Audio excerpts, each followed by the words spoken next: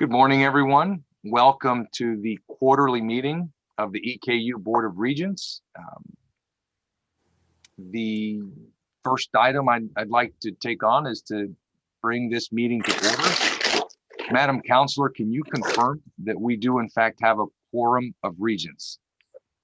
Yes, Mr. Chair, we do. With that, I'd like to move to informational items.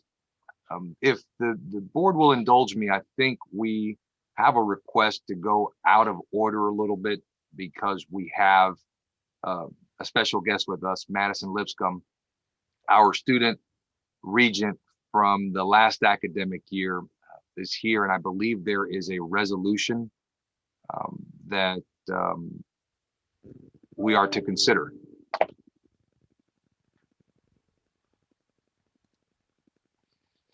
Madison, you served as the student regent throughout last year, and as you completed your senior year was at the beginning of COVID, and so you really didn't get a chance to have an in-person meeting, and you certainly didn't have an in-person graduation.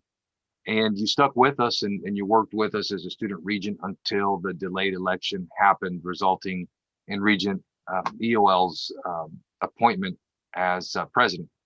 This board is very appreciative to you, and I'd like to read into the minutes the resolution that says, whereas Madison Lipscomb has served with distinction since 2019 as the student regent of Eastern Kentucky University's Board of Regents, having been elected by her campus peers as student regent. Whereas she selflessly shared with the university and colleagues the resources of her time, expertise, and guidance. Whereas she demonstrated dedication and commitment to speaking for and representing the student body and to maintaining and growing the student experience. Whereas she also spearheaded the formation of the Inclusion, Equity, and Diversity Initiative that ensures SGA's representation more accurately represents the student body. Whereas she steadfastly served as a valued and effective advocate for Eastern Kentucky University and the higher education community of the Commonwealth. Be it therefore resolved that the Eastern Kentucky University Board of Regents officially records its sincere appreciation for the service and leadership given by student regent Madison Lipscomb, done this 10th day of December 2020 by the Board of Regents of Eastern Kentucky University. Is there a motion for approval? Babbage, so moved. Second. I believe that motion was by Laura Babbage and seconded by Alan Long. All in favor? Aye. Aye. Madison, you're a superstar. You're a wonderful student, and I'm proud that you are, in fact, an EKU alumni working gainfully in Kentucky. Thank you for joining. Thank you so much. Yes. Thank yes. you. All right. Okay, back to the top of the agenda. The first item that we have is a presentation by our auditor. I believe we have a guest speaker. I was looking to see Pete on here. I don't see Pete on here at this time. Lewis, Bringing him in right now. Okay.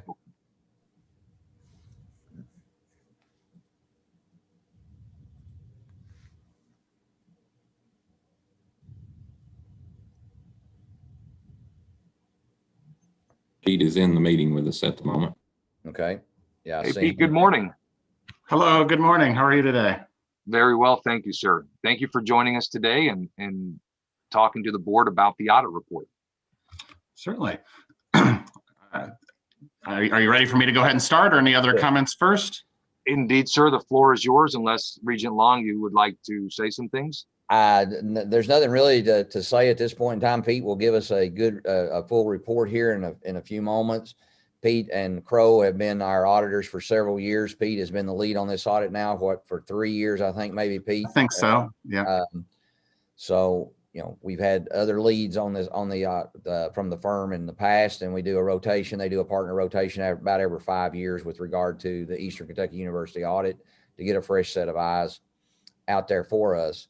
And so Pete is not a new entity for most of these folks, for anyone on the board, I think, at this point in time. So, Pete, I'm turning the floor over to you. All right. Well, thank you, Alan, and good morning. And as Alan said, I've been involved in the audit for several years, but we did have one key rotation of our team this year in the senior manager role, who really leads the audit field work. So from that fresh set of eyes perspective, thought it'd be good for you to know that we did have a new leader of the team this year.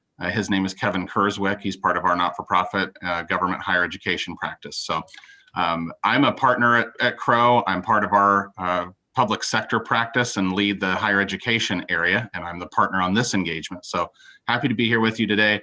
I know that you had a draft of the, I believe, 101-page audit report that I will not go through all the details of. I've just prepared a few highlight notes to bring you up to speed as to the process and how things look in the report.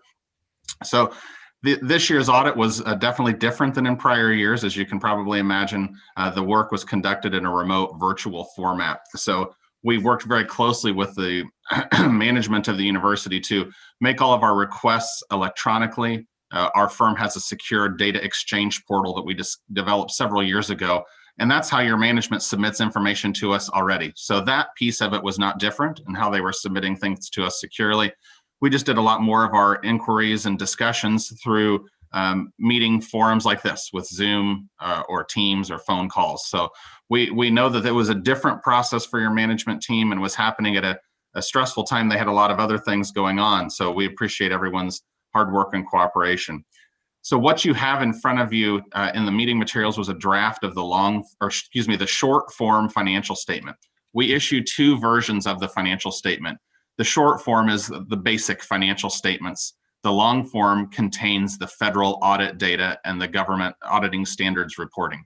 That long form report is not ready yet. The reason for that is because EKU received a significant amount of federal CARES Act funds through the Higher Education Emergency Relief Fund of the Department of Ed. And the amount of those funds is such that it is required to be tested as a major program under the federal auditing standards. So similar to how we've tested student financial aid or other grants in the past, we still have to test those, but we have to add on the CARES Act money this year. The federal government has not yet issued the 2020 compliance supplement update that contains the audit information for auditors to use. So you and every other higher education institution that we audit and that most other firms audit is in this same situation. So we are planning to proceed with finalizing this short form report after you have reviewed it today. And that way you can submit it to the state and meet your deadlines. And then once the federal government issues the information for us to complete the CARES Act auditing, we will do that and finish the long form at that time. We also prepare the NCAA agreed upon procedures report and the radio station audit and CPB reporting for the WEKU station. That work is ongoing now and will be completed by deadlines that are in early 2021. So that is all in process. As far as the financial statement draft goes, I thought I'd just run through a few quick highlights. It is an unmodified or clean opinion. So that's the type that you want to receive, means that in our opinion, the financial statements fairly present the financial position and activities of the university as of June 30th, 2020, and for the fiscal year then ended. It does also contain the reporting of your component unit, which is the EKU Foundation, and the opinion references that the foundation is audited by other auditors, and we rely upon their work and opinion. We do coordinate with them from a group auditor perspective as they plan those procedures. So that is referring to those auditors as well. On pages 3 through 17 of the report is management's discussion and analysis, also called the MD&A. That is unaudited information. We do review it for reasonableness in comparison to the report. But that's, I thought I would point it out because I think that's informative information that you could read to get a summary of the fiscal year and also some forward-looking economic conditions.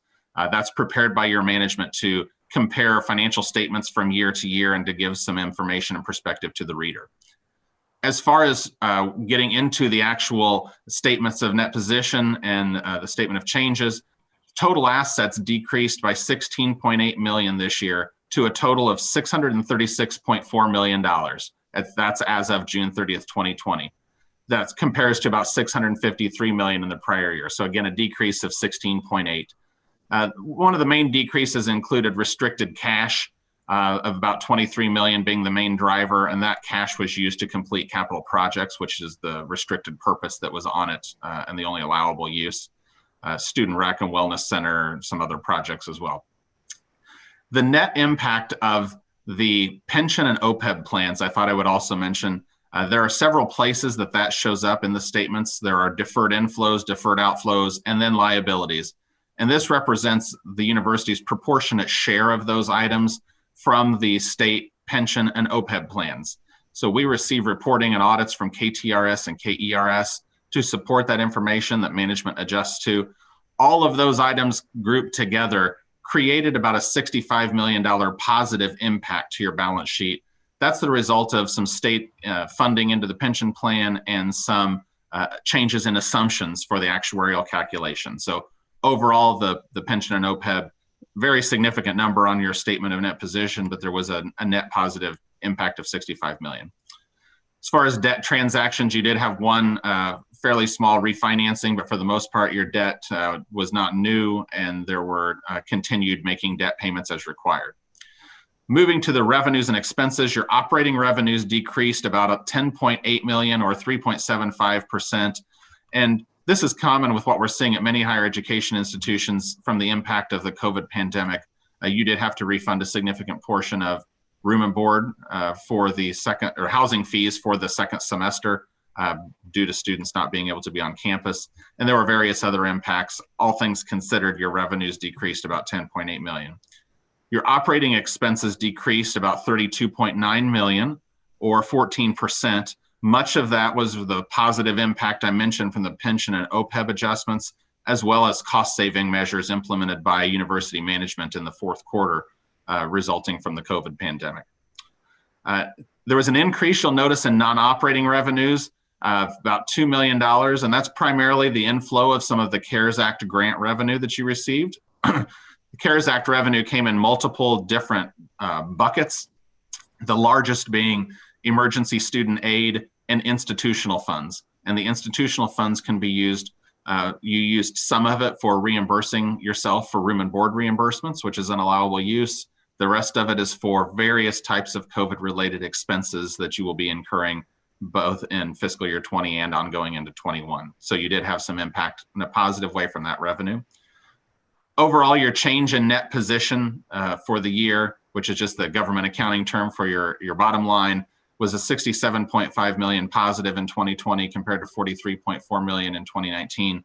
Again, with the key driver of that being the pension and OPEB adjustments that I mentioned on your balance sheet. Lastly, a little bit more on the CARES Act, or this HERF money that I mentioned. The total allocation to EKU was about $10.5 million, and you used about $8.5 million of it in fiscal year 20, primarily for nearly $5 million in emergency student aid grants to students who were impacted by the pandemic, and about $3.75 million for housing refunds. There will be additional uses of that in fiscal year 21 as you incur eligible expenses.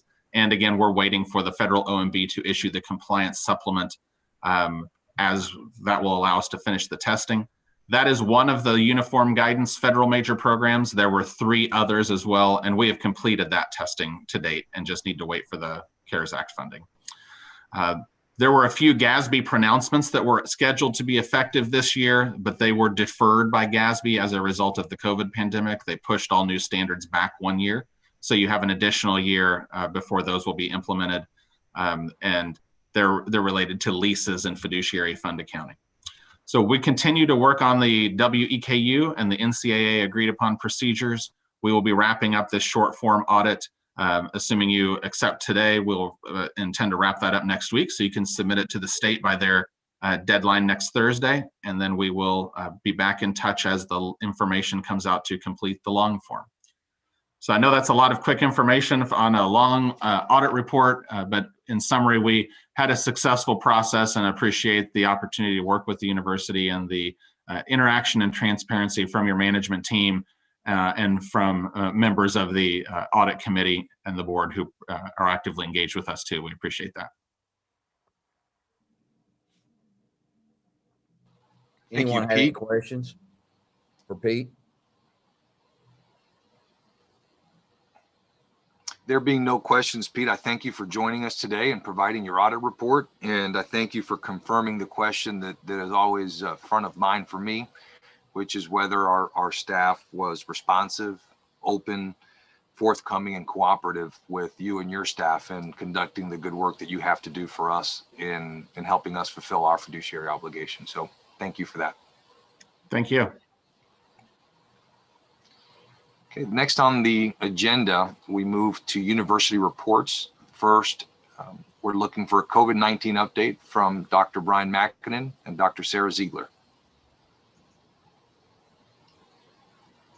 Good morning, Regents, President McFadden, and distinguished guests. It is an honor to present an update to you on behalf of the COVID-19 task force teams who have been working tirelessly to develop, implement, and refine strategies in response to this global pandemic. Today, Dr. Ziegler and I will present a fall 2020 wrap-up review as well as a preview of the spring 2021 semester that is in front of us. I'll advance my slides here. Overall, we made it, and that's a story that we can tell. The Kernel Comeback Plan was intentionally created, was meaningful in execution, and was made with a dedicated focus to our entire campus community, and certainly was impactful in curbing the spread of this disease within our community.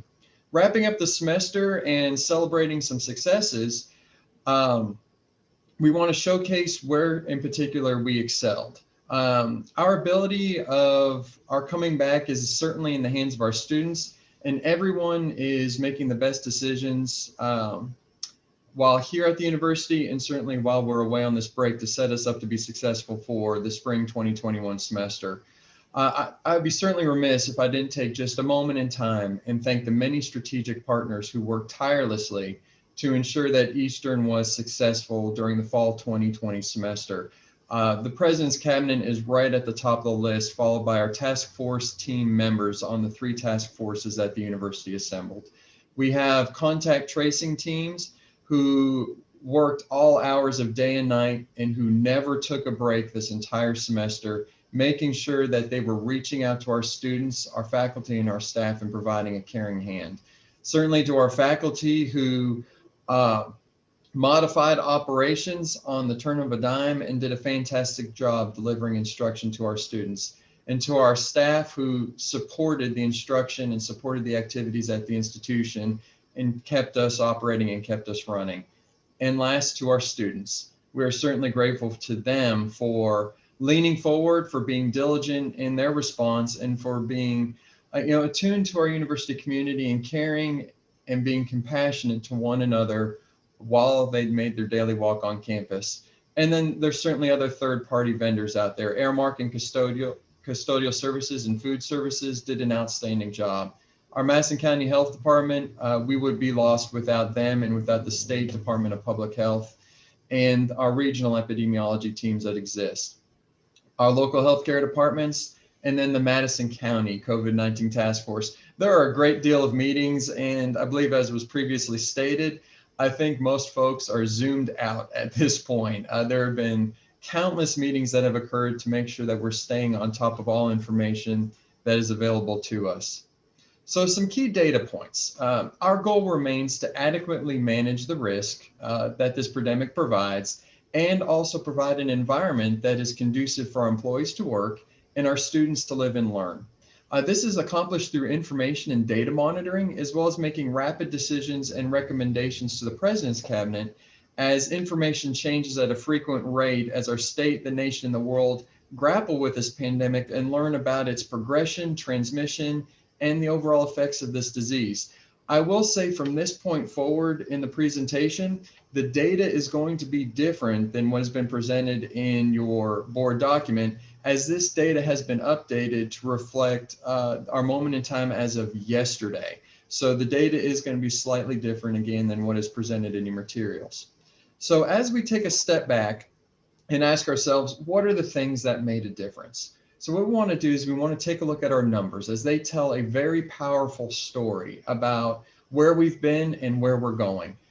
First and foremost, my hat is off to Karen Peebler and our 19 contact tracers that we have on campus, who from August 25th to December the 9th processed almost 1,700 reports. Now, this is not all 1,700 positives. These are faculty who are leaning forward and telling us about someone in their classroom. about students leaning forward and telling us that they have had a positive result or that they are a primary contact to someone. But that is a tremendous volume of reports. And this tells us that our community listened.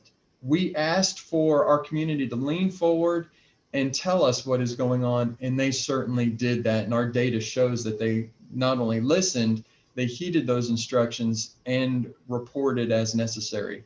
And these reports, what they do for us is they lead our teams to make quick and decisive actions in response to this pandemic so that we can move individuals to quarantine and isolation spaces immediately.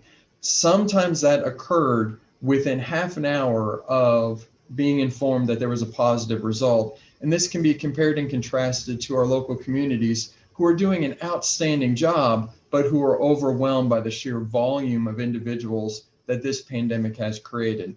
Eastern has leaned forward in a very responsive and very efficient manner in this regard. Our student health services administered 288 COVID-19 tests on site. Now, this was specifically to symptomatic students at first, and then as the CDC changed their guidelines, we allowed this to be opened up to those who were considered close contacts or primary contacts as defined by the CDC. And then last but not least, custodial services perform COVID-19 cleaning daily of all of our active classroom spaces and common spaces such as the library, where students were frequenting on a daily or near daily basis. As our data continues to unfold, our story continues to unfold, these numbers that are presented here on the screen are broken down into two different categories. One is the I can't speak today, forgive me, the operationalization of our plan, as well as those who are dedicated to making sure that the plan is executed in a meaningful way. So if we take a look at just some raw numbers, our procurement team was fantastic. They were able to secure for our institution 105,000 disposable face coverings and over 15,000 cloth face coverings at a time in our history when our nation was fighting for the same resources. They were able to get these items for us so that we could open and operate. We had over 1,100 gallons of chemicals, 2,100 canisters of wipes, 509 shields, plexiglass shields that our facilities management department created for our university. And hats off to Burnham Robertson, who he and others in his team within facilities management posted over 9,000 signs around our campus community, everything from stickers on the floor to signs that are on the doors. And the last one in this column is truly a story of service. And that is for our students who were residential students placed in isolation and quarantine. We had to feed them, and we took an opportunity to feed them. And through a partnership with Housing and Airmark Dining, provided over 9,000 meals to students who were in isolation and quarantine as we fed them 3 times a day during the week, extra snacks on Friday, and then also fed them 2 times a day on the weekend days. And then as far as our human capital, we had over 75 very professional, trained task force team members. We had 19 contact tracers, 91 kernel care coordinators, which is a program that I would like to certainly credit Dr. McFadden for coming up with, where we positioned individuals at the entryways to our buildings, especially at the beginning of the semester or when we noticed hot spots, to compassionately assist in informing our population what it is exactly we needed them to do to keep us safe. Our leadership team was very, very thoughtful in that they reviewed and approved over 180 additional sub-plans to our Colonel's Comeback Plan that was developed. Each one of these was created and centered on the safety and health of our entire campus community population. To point, because of the exceptional planning and successful execution of key strategies, we have zero reports of transmission within our classrooms, within university structured activities, and at university structured events. That is a powerful story to tell and a testament to the great work that was done this last semester by a great many people. Special thank you to Dr. Judy Jenkins, Dakia Gaither, and Burnham Robinson again for going to each, and also our conferencing events team, in particular Jesse Hood, for going to each classroom space and ensuring that they were set up to be fully socially distanced. And feel free to ask any one of these individuals about the big 6-foot stick that they carried around with them to every single classroom space. Certainly, I want to make sure we get that signed before this next semester is over. Now, as we take a look at our daily cases, information was collected and monitored throughout last semester in a near real-time manner. Data sets such as daily positive case reporting, local, regional, and statewide healthcare utilization monitoring, and other similar data sets were reviewed continuously by the President's Cabinet as decisions were made to operate. The data shows us that we had 3 distinct peaks in our positive case reporting. And if we take a look around August 27th through September, we'll say 5th area, we notice that that is about 2 weeks after we brought students back to campus. We saw our first, for Eastern, we saw our first peak in our data set. And then through strategic interventions and communication strategies, we saw that 7-day average ebb. And then we saw another peak around the beginning of October. And this certainly corresponds with the post-Labor Day holiday weekend. So when individuals left campus for a period of time and came back, we noticed that there was a peak. And then the third peak at the tail end of the semester this is post-Halloween and post-Election Day weekend. But this peak has other factors, I believe, such as COVID fatigue, certainly the widespread presence of the disease in Madison County, the state of Kentucky, and every state around us. So I think that those are other factors that went into that other peak. And when we take a look at our overall experience throughout the semester, we find that we had 470 individuals that leaned forward and told us that they had a positive COVID-19 test, compared against the backdrop of Madison County, which as of yesterday had 4,212. As we break down the data, we find that there are more non-residential students who reported. The next leading category is residential students, followed by employees, and then other. And as a reminder, our other category takes care of our third-party vendors who are part of our campus community on a daily basis.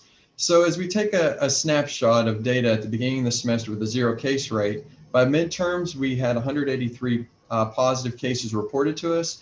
And by finals week, so through December the 3rd, we had 459 cases that were reported to us. So here's my concluding slide before I turn it over to Dr. Ziegler. As we take a look at our overall success, we can definitively say that the campus community operationalized the Colonel's Comeback Plan in not only a meaningful, but an informed manner. We made continual adjustments to ensure that we were acting responsibly with the latest information that was available to us. Our individual employees worked together in a synergistic way like I have never experienced before. Our contact tracers, our procurement team, central stores, housing, student health, student success, public safety, facilities management, and athletics, Airmark, President's Cabinet, and countless others worked seamlessly to achieve success. And I am certainly proud to be a Colonel. While the year 2020 has been full of challenges and opportunities, Eastern remains in a strong position. And because of the teamwork and collaboration amongst our entire community, Eastern will come out of this pandemic even stronger and more refined than when we entered. So we are best positioned for serving our students, our faculty, and our staff, as well as the community around us. I would purport that we remain uniquely positioned given our subject matter experts on campus, as well as our strong academic programs in areas of public health, health sciences, safety, security, emergency management, public safety, and other similar related disciplines. We have taken this opportunity as an institution in our history to showcase to our students and the world the power that an Eastern degree provides. So next we have Dr. Sarah Ziegler. The Spring Contingency Task Force, which is under the direction and guise of Dr. Sarah Ziegler and Elizabeth Ballou, continually have coordinated recommendations for the university calendar and how we will best provide our product to our customers. We are blessed and fortunate to have these dedicated individuals helping lead the COVID-19 efforts on campus. So without further ado, Dr. Ziegler. Good morning, everyone. I'm glad to be here to update you on the academic side of what we're doing. Let me assure you that we are ready for the spring semester. We spent much of the fall looking at what we were doing, looking at how well it worked, and preparing to do an even better job in the spring. Our chairs, our deans, our faculty have done a tremendous job adjusting their classes, learning how to do things better in virtual environments and in in-person environments on this campus. Particular thanks to Shannon Tipton, our registrar, who has made tremendous efforts to adjust the schedule and make sure that the students can search for the format of classes they need, find what they need with ease, and create a schedule that works for them. So we are working on a revised fall 2021 calendar, and we're hoping to incorporate the winter term, which so far looks to be extremely successful as both a catch-up and a get-ahead term for our students. Brian, I'm ready for the next one. So this chart tells you a little bit about how we converted from fall 19 to fall 20. If you had looked at the fall 2020 schedule in, say, February or March, it would have looked very much like the fall 2019 schedule. As we did work over this summer, we had to do a lot of adjustment and a lot of conversion of classes. The data are not quite comparable here, the fall 2019 data, our registrar's office data and final data after all of the schedules settled. The fall 2020 data, because we could not program all of the innovative delivery modes we had to use into Banner on such short notice, are a snapshot created by the task force. We had a quite glorious spreadsheet in which we tracked everything that was going on. So you can see that there was a shift from traditional methods to other methods. I'll call your attention particularly to the hybrid method. That involves a staggered delivery mode. So there, half the class would attend class if it were a Tuesday, Thursday class. On Tuesday, the other class half would be there in person on Thursday. And then those groups that were not physically present would be learning remotely during that time, but participating in real time with the rest of the class. This method is particularly challenging for the faculty because they basically have to prepare two formats of every single class that they're delivering. But it did provide us a way to get faculty to access labs, to do practica, to do skills-based courses, to do music ensembles and performances in a way that we wouldn't have been able to do were the faculty not so creative. Next slide, Brian. This gives you a look at what will happen in the spring. And in the maroon highlighting on the spring 2020 breakdown, you see what the registrar has done for us. She adapted and created some new delivery modes to make it clearer to students what they would be experiencing in the classroom. So now instead of just web blended, which involves some remote time and some in-person time, we know whether those web sections are going to be conducted asynchronously or synchronously. Similarly, for the online classes, we know if they're going to be asynchronous or synchronous. We saw a shift into synchronous modes, largely in response to survey data from students, as well as some great feedback from student government about what students needed and how important that real-time interaction was for the faculty. So if you look at the spring delivery modes, you see a significant difference. If you add up all of the synchronous delivery with some in-person content, you get to about 40% of the schedule. So we are doing a significant amount of in-person work in the spring semester as well. Brian, last one. This gives you an idea of why we've had to shift our delivery modes. As Brian indicated, we had a team that looked at every single space on the campus, carrying a 6-foot pole around to make sure that we got that distancing right. Faculty from the relevant areas went with this team to make sure that we were taking into consideration the use of the classroom. We might be able to stand people up along lab benches, but they might not be able to work at them if we were distancing them 6 feet apart. So we had to adapt to classroom use. You see that the capacities changed significantly. AC is of particular note. We would not run 400 people in that space because at the beginning of the term, we were keeping all gatherings, including classes, under 50 in compliance with state advice.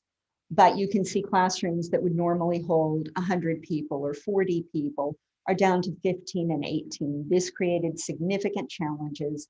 And it's part of the reason why, one, the faculty use the hybrid method, and two, we have used some very untraditional spaces for our classrooms. So we are holding classes in the lobby of the Center for the Arts. We are holding them in atria. We are holding them in the Black Box Theater and on the main stage of the Center for the Arts. We are taking advantage of every single space on this campus. But overall, we've had a very successful fall. We've operated, we've kept the learning outcomes as true to the expected ones as possible, and done everything we can to provide our students with a rich academic experience. And so that concludes my part of the presentation. Brian? We'll open up at this time and see if there's any questions from our regents or the President's Cabinet. Any questions for Dr. Mackinnon and Dr. Ziegler?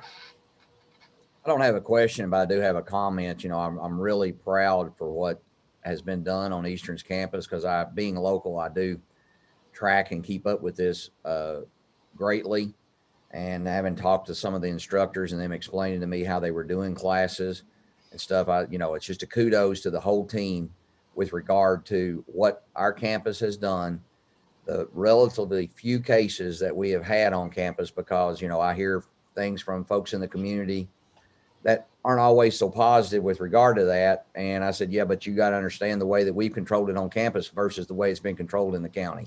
So I said, so I have really, like I said, very proud of our management and team at EKU for the way that they have handled all this situation. And I've had such positive reports, with regard to the students complying, being, if they showed up without a mask, we had one available and they wore it. It wasn't this, well, I don't want to wear one, those kind of things. So, nothing but good things is what I'm hearing and seeing personally as I talk to folks and are out and about in Madison County. Thank you, Regent Long. Anyone else? Yes. Yes, Chairman Lewis. This is Vasu. Good morning, everyone. I just have a comment and then a question. First of all, thank you to Dr. Mackinnon for handling this COVID task force. That's great. So far, it's been working phenomenally well. Appreciate that. And Dr. Ziegler, thank you for handling this classroom and in person and online and juggling between multiple things here. And we have been handling very good. Thank you. The one thing that I just wanted to see where from the technology standpoint or from the network or from the operational bandwidth and things like that. So are we capable of handling or continuing if this thing continues for another few more months? How strong are we with our infrastructure there? You don't have to answer now. I just want to see we have that technology in delivering online 5G or whatever it is. How prepared are we in future if such a thing arises? So I just want someone to keep an eye on that. That's all I got to say on this. And I'm prepared to answer that question for you now. We are ready for that. We have been upgrading our wireless strength in key locations, including parking lots, so students have a place between classes. And we've also upgraded classroom technology over the course of this semester. IT has done a tremendous job of making sure our classrooms are properly outfitted in response to instructor needs. Wonderful to hear that. Thank you. I think I heard someone else that was interested in commenting on this matter. Chair Diaz. Yeah, Regent Marion.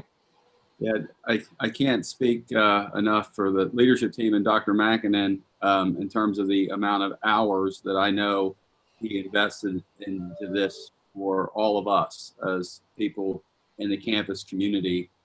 We're blessed to be in a state where the administrators and the executives across state government really took this seriously, and they continue to maintain a strong posture about the seriousness of what has been upon us. And a lot in terms of dealing with epidemics and pandemics, and communicating often comes from the top. And on our campus, one of our regents, Regent EUL McConan, as a student leader, was very forthright with the student body, using social media, supported by a very active student government. We can have all the strategies in the world, but culture is where it's at. Dr. McFadden hosted town halls that were very well attended. And, I'm hopeful that as needed, we can continue to have, the communication and dialogue with the students and the faculty and the staff as much as we're able to do so. But our culture was really about colonels caring, faculty and staff encouraging folks within their own ranks, students encouraging folks within their own ranks to come forward, do those reports, those nearly 1,700 people that came forward that even thought that they had the sniffles, and would report so that we could keep track of them and work with them. Our campus culture and maybe some other, factors really enabled us to do a lot. And, my appreciation goes out to everyone, the entire campus community. We did this together, and we wouldn't have been able to do it without everybody that Dr. Mackinnon mentioned. And we've still got a ways to go. So, it's, we're still executing that plan, and I can't thank everybody enough. We're really fortunate. Oh, Regent Marion's very humble. As a public health professional, he has walked lockstep with us every step of the way, providing guidance, and we are appreciative of that. And Dr. Ziegler and I, we're both just truly humbled that we have an opportunity to serve such a great institution and serve great team members. The boots on the ground are where this gets done. Under President McFadden's leadership and guys, the environment is right for being successful, but it's really about everybody, knuckling down and doing what's necessary. And Dr. Ziegler and I get to watch this unfold. We have a very unique vantage point, and we get to see so many people working long days, long nights, long weekends, so that we can operate and be successful. And it's absolutely wonderful to see. The synergism is second to none on this campus. But Regent Marion, thank you. Regent McConan, thank you for your leadership, and also you all being involved every step of the way in this process to ensure not only our community was informed, but that we also operated in the most meaningful manner that we could. Thank you, Dr. Mackinnon. I will say that as we entered the semester in August, there was uncertainty about what introducing thousands of students to our campus would look like. We had a colonel's comeback plan that was prepared by some of the smartest and sharpest minds in the Commonwealth, but no one had done anything like it in 100 years. And as I sit here in December and see the work that all of you have done, I'm left looking into the spring semester with, frankly, a spring of optimism. And I know that there are still hard days ahead. I know that there are still months of dealing with the pandemic, but I also know that the vaccine will start to be introduced in Central Kentucky this winter. And as we look into the spring, there is reason to be optimistic. We've got very capable, competent leadership that has brought us through the uncertainty. And on the other side of that, we are finding tremendous optimism and opportunity. And for that, I am grateful to you, Dr. Mackinnon, and you, Dr. Ziegler, and President McFadden as well. Thank you all. Thank the team. And as you get an opportunity, please convey that gratitude to the members that have worked with you to ensure, and I know the list is long, of people who have worked in using 1,160 gallons of chemicals to clean our campus throughout the semester. So a lot of hands, a lot of hard work, a lot of sweat equity. Thank you. With that, we'll move to Dr. Wasson, Student Success and Enrollment Update.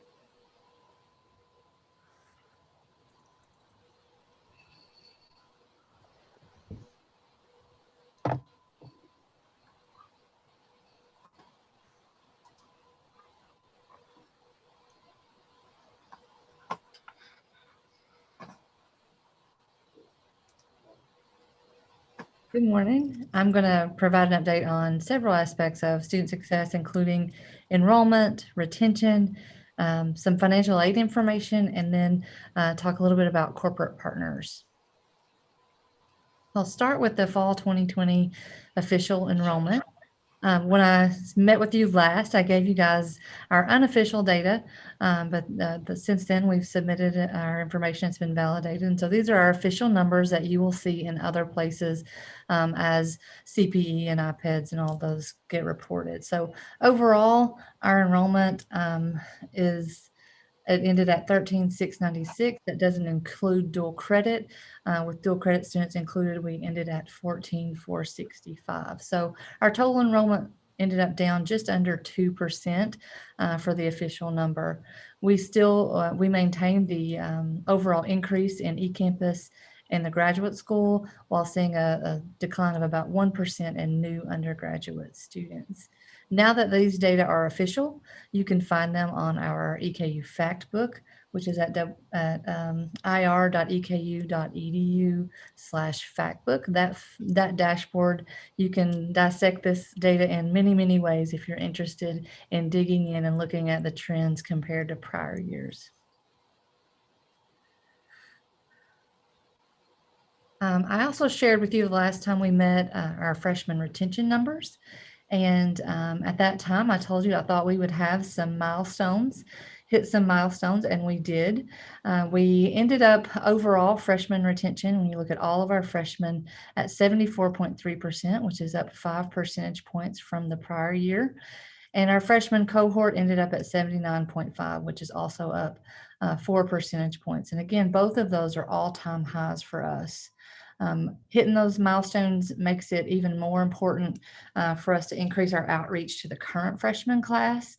We do know that this freshman class has seen many, many challenges, including starting a semester in a very different, or starting their career in a very different way than the rest of our students. And so we're excited about these all-time numbers, but we're also very, very conscious of the fact that to maintain these or to even approach them again, we have a lot of work to do with the current freshman class.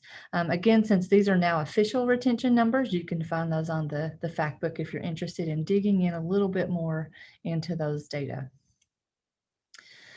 Looking at where we are for spring now, our spring 2021, looking forward, as of yesterday, our total enrollment is down about 3.7%. Our graduate enrollment is up 13%, and our eCampus enrollment is up 17%. Many of our students have struggled to find their way in this fall semester. We've used many resources to help them, but they have struggled with the fully or partially online courses. We had larger numbers of students who went through midterm recovery. We've had larger numbers of students suspended. And so we are seeing the largest declines in our enrollment in that undergraduate population.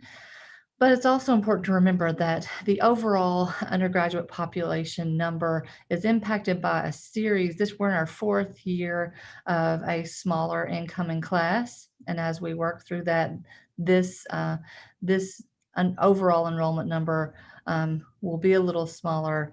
To make that up with an incoming class, it would have to be a really huge incoming class. So just keep in mind that some of this enrollment losses is a function of just change over time. Looking ahead to fall 2021, there has been a huge impact of the pandemic on how we recruit students. We currently, right now, we're down in applications, we're down in admits. That's consistent with other institutions in Kentucky. And we've all had to change the way we recruit. High schools in Kentucky have remained closed throughout the fall semester. There haven't been college fairs. We haven't been in the schools getting information from students so that we can contact them. So we've been dependent on direct communications with students, parents, and high school administrators to reach those high school students. To do that, we've increased our outreach to high school counselors. We've also expanded our efforts to collect student contact information directly from the school district. So instead of relying on ACT, which also saw decreases in administrations, relying on being in the schools and getting those name cards directly from students, we've been reaching out to school districts in Kentucky, asking them to give us lists of students, and many of them have become partners with us. We've also started a program that we're calling Bridging Eastern to Kentucky Counties, where we're connecting with superintendents to directly recruit students in those districts. Our first official partner in that program was Kenton County. We met with them this past week. We've also fully leveraged Slate to increase our communication and timeliness and follow-up, and I'm going to give you some more details and examples of how we've done that. We've had to change the way we recruit, and to do that, we've gone to more virtual, more digital measures, and we're continuing to adapt to the landscape. I'm going to show you a little bit more about how we're doing some digital recruitment. The first thing I'll talk about is what we call a drip campaign. So we started dividing our population into what we call buckets. So we have a senior admitted students bucket. We have a junior prospect bucket. We have a parents of admitted students bucket, and a parents of pool buckets or prospect bucket. So we have all these different buckets of people, and we have designed 20 different email campaigns to be in touch with them across time, so that they're not just hearing from us at one point or another, but they're hearing from us in a very planned way, and they're getting very specific, customized information to the population. We're also doing lots of social media and digital advertising. We've done lots of recruitment videos, some on our own, some in conjunction with the communication and brand management. We've created a virtual campus tour, and we are doing weekly text outreach. So I'm going to show you a little bit of what those drip campaigns look like. The first one I'll show you is the Senior Admit Yield campaign. And you can see that is a series of 17 emails that this group gets from us across time. We've sent through that already about 22,000 emails, and the open rate for those emails is 44%. And those emails are about many different things: scholarships, financial aid, diversity events, counseling, dining, housing, student life, anything that we think that population specifically would be interested in hearing about and can interact with us actively on. We've been sending those. The second one, looking at parents and guardians of all our prospects. We have a series of 19 emails. We've sent over 100,000 of those. The open rate for that is about 50%. And those include things like, why should your student choose EKU? Giving them stories about our students and their successes, talking to them about housing and how advising works. Those kinds of things that we think the parents would be interested in. We're also doing text messaging, a lot of text messaging. We've sent nearly 100,000 text messages through our weekly text campaign. We send messages to students who have incomplete applications. We send them to current students. We send questions like, hey, why did you choose EKU? And you can see this graphic on the side we've created from that we then share back with other students. We're also using social media in a major way, and this is one of our campaigns through Snapchat. You can see there are 4 different campaigns that are listed there. And so the apply for free. So remember, we decided to stop the application fee this year. So that's been a major push on Snapchat. That apply for free campaign has gotten over 2 million impressions and over 300,000 swipes. The Kentucky Scholarships one at the bottom, we've started posting about all of the scholarships, our new scholarship model. I'll tell you a little bit more about in a minute. And that has over 600,000 impressions and nearly 5,000 swipes. So these campaigns have also been very successful in engaging students. We're doing some special promotions. One of the reasons our application cycle has shifted is we did a huge campaign last year where we said, hey, apply in this 1 month. This 1 month is free. So it really pushed people to apply in that 1 month. So we got a huge number of applications in that month. Many of those turned out to be applications that were never completed, but people started them because it was free. Since we don't have that this year because they're all free, we're doing some different kinds of promotions. And those promotions are things like waiving a housing payment, giving a bookstore voucher, and those have been pretty successful as well in driving students to apply in those weeks. I'll talk to you a little bit about the scholarship model. I know you've heard about it already from President McFadden, but I wanted to give you all of the details, and that is our new merit aid model. We wanted to change the model to align it with our new admission practices, which is test optional. So we wanted students who decide to come to EKU and not submit test scores to also be eligible for scholarships. So the first 3 tiers are based solely on high school GPA. And then the top tier of the model requires an ACT score, and that's to get full in-state tuition. When we developed these tiers, we looked at every other merit model in the state and made every tier competitive for the students in that tier. We've also developed several additional EKU scholarships. I'll talk about a couple of those. One is the Madison County Promise, and what that model does is it adds a tier to that merit model just for Madison County, so that students, Madison County residents who are in that 2.5 to 2.9 high school GPA can still get a scholarship from EKU. We really wanted to do something that reached out to the students who are right here in Madison County and let them know we're invested in them, and this is what we decided to do. We also developed the Kernel Commitment, and that program is specifically for the students in Kentucky and our service region in particular who are Pell Grant eligible, so our low income students. If they're Pell Grant eligible at any level, they get 100% of tuition and fees covered after their other aid is applied. So this is really filling that gap for those low income students who come here and still have some need. This will help them cover all their tuition and fees. The Access Scholarship was created last year in the spring. We rolled it out pretty late, but it was really successful in getting some additional diverse students in the pipeline. And so we're continuing that. We're also continuing the Opportunity Scholarship, which was really targeted towards those that middle group of students who are not Pell eligible, but are kind of on the cusp and still have quite a big gap in need. And so we have the Opportunity Scholarship to help those students. I'm going to talk to you a little bit about corporate partnerships. When we met, I think back in the summer, we talked about the enrollment summit, and at that summit, the summit that happened back in the spring, we were really focused on the fact that we need to increase our outreach to adult learners. And one of the ways that we talked about doing that was through corporate partnerships. And there's a lot of reasons that we should focus on those adult learners. That population is growing while our traditional high school population is either staying flat or declining over the next 10 years.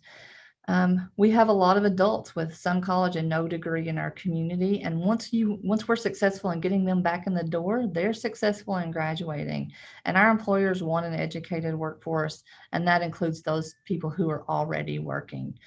We've spent a significant amount of time since that enrollment summit evaluating how our ability to engage employers, to make them into corporate partners, and developing some initial plans on how to do that. So what you see in front of you, the corporate partnership, kind of the bones of the agreement we looked at for possible benefits to the employer. And one of the things we came up with is to do full or partial tuition program matching, so that employees who are utilizing tuition matching from their employers can get more hours in, finish faster for less money. So we're doing some of that tuition program matching. We're also looking at offering short-term locked-in tuition rates for people who engage in the partnership, and also doing streamlined admissions and billing processes with those employers, providing them a little bit of enhanced customer service as benefits to them. The benefits to EKU are that we get dedicated recruitment events, so we'll be able to engage those employee populations. We'll have established communication pathways so that we can share information with those employees through those pathways. And we'll have representation in the employee benefit programs, including their open enrollment material. So those are some of the things. Our goal is to have 12 of these corporate partnership agreements by the end of this year. And today we are announcing our first official corporate partnership with Radial Inc. Radial is an e-commerce logistics and technology provider. They have about 6,700 full-time employees.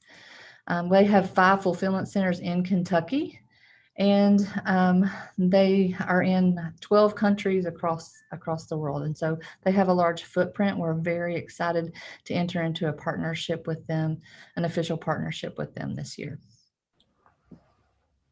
Dr. Wasson, I might add that the new CEO of Radial will be joining us, I think about 11 a.m. this morning, Elias Simpson.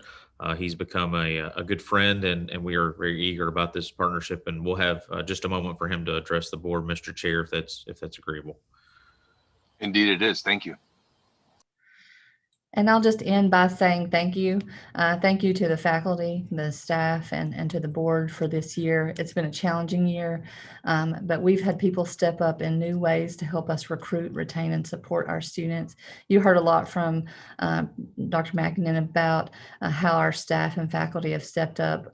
Our faculty have, in a way that they haven't in the past, even more so, sent students to the resources they need to help them when they're struggling, both in the classroom. They're recommending students come to the Student Success Center and the tutoring centers. They're helping them find resources when they're struggling mentally, when they're struggling emotionally, when they need help with housing. So our faculty have stepped up in an amazing way. So have our staff. You heard about the meals and the quarantine and working with students in many different ways that we've never had to before. Our faculty and staff has stepped up. Also, I appreciate the members of the board who've brought students our way, who've connected us with students throughout the year. And so I appreciate all of your efforts to support our students, our incoming students, and our existing students. And doing that really is how we shape the Eastern experience here at EKU. So I just want to say thank you for that. And I look forward to any questions you might have. Any questions for Dr. Wasson?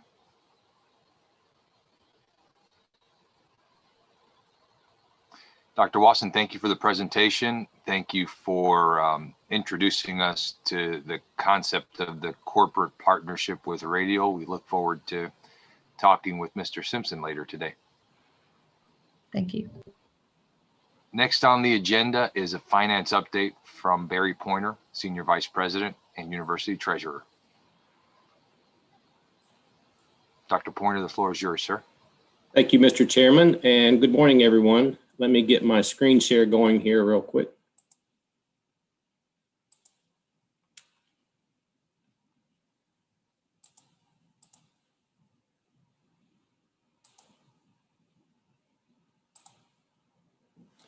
Good morning. I want to share a financial update. Can you see my screen now? Okay, this data is, as always, preliminary and unaudited. Draft data as of October 31st. So this is the same format as you're familiar with, and we're going to compare, just read across the line here for the current year, education and general revenue versus expenses. As of October 31, our change in net position is a positive $35.7 million. For auxiliaries, positive $2.6 million, for an overall change in net position of $38.4 million. Comparing that to last year, if you look down here at the bottom of the page, you can see that compared to last year, we were at about 29 million for E&G, 4.2 million with auxiliary, and for a total of 33.1 million overall, all in. So overall, change in net position has improved for E&G about $6.6 million with adding auxiliaries in. Overall change is about negative 1.5 for a net improvement in our position of about 5.1 million. So as we just drill into some of these factors on the revenue side, comparing this year with last year, and always keep in mind there are timing differences. Things that may have been entered this year may not have been entered last year. So that's always a factor, and we see a little of that here in the revenue. I think last year the summer tuition deferral had been entered at a later time than this year. So we are ahead by about 3.5 million in tuition fees, but that gap is kind of closing up a little bit as we excel on through and get things caught up through November and December. State appropriations are up slightly by about 913,000. Keep in mind that that's driven by, we were successful in getting an appropriation for some aviation debt service, I believe, and also the model mandate. As we were successful in getting that mandate in our appropriation, that will be allocated throughout the year. So you'll see those differences as we go along. A little bit fewer government grants and contracts this year.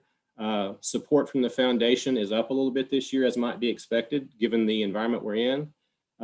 Sales and service of educational services basically flat, and other sources of revenue, that's down slightly. Again, that's due to some timing on two significant contracts that we have due to the COVID pandemic and the environment we're working in.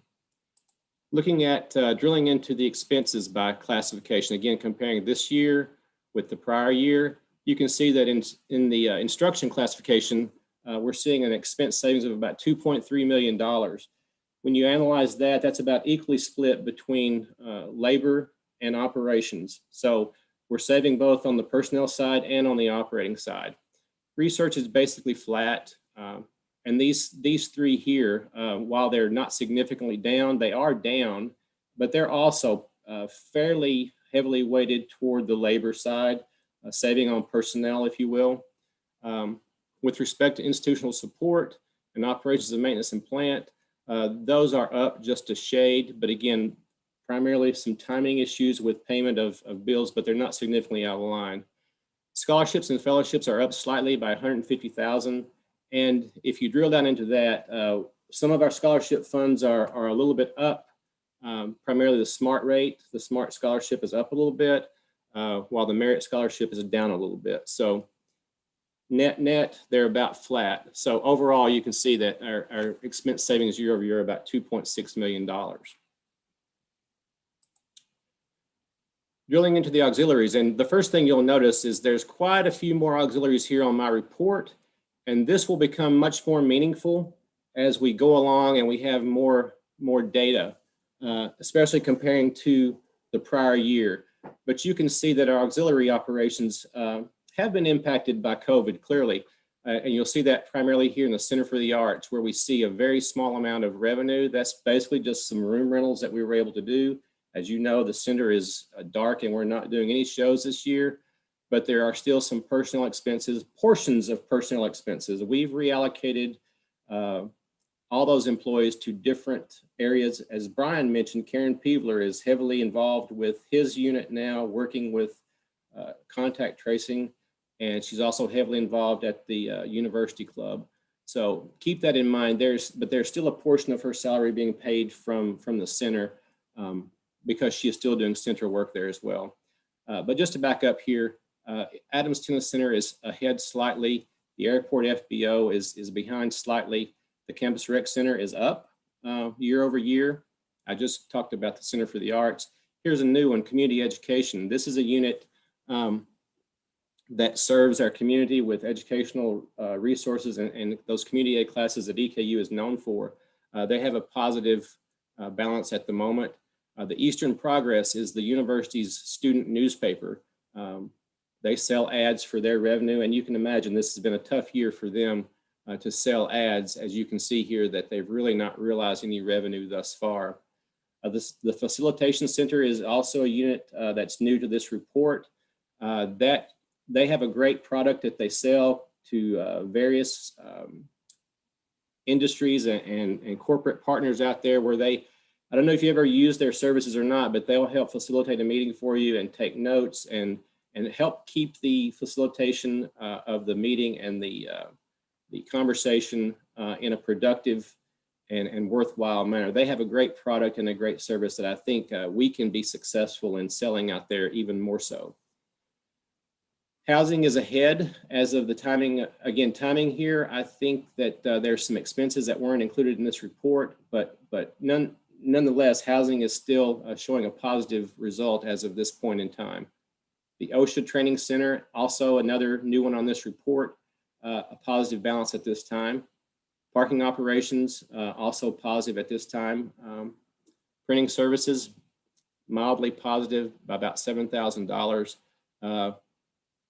The radio station is a new one. I'm sorry, the University Club is on there. That's not a new one. It's kind of lagging behind. Of note there, we were successful navigating through the pandemic with keeping the golf course open throughout the whole of the season. So kudos to our leadership at the club for managing to do that. I mean, they've put plexiglass dividers in those carts and all kinds of social distancing measures, but to be down only $27,000 and including some refunds that we did to members because we didn't have access to the pool for the full season.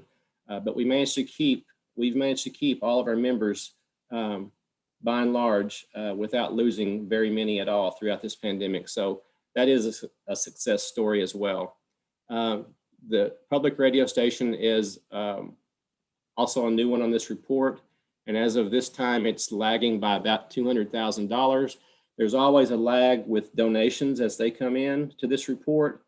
So as we catch up throughout the year, this will become a little bit more meaningful as well. And the Whitehall is lagging at this time right now. Again, they've been hit hard with the pandemic and the inability to do as many tours and have as many guests out there as they would like. And we've also distributed some of that payroll from there to other areas as Jesse and his team are utilizing that staff for other purposes as well. So we're trying to be as efficient as we can with staff where we can and be sure that they're paid accordingly to the work that they're doing. Again, this is for the prior year, and you see these shaded lines here. These are the new ones that I don't have data for because they weren't, and that's the purpose of the footnote over here. But you can kind of see and I'll have a comparison slide here at the end.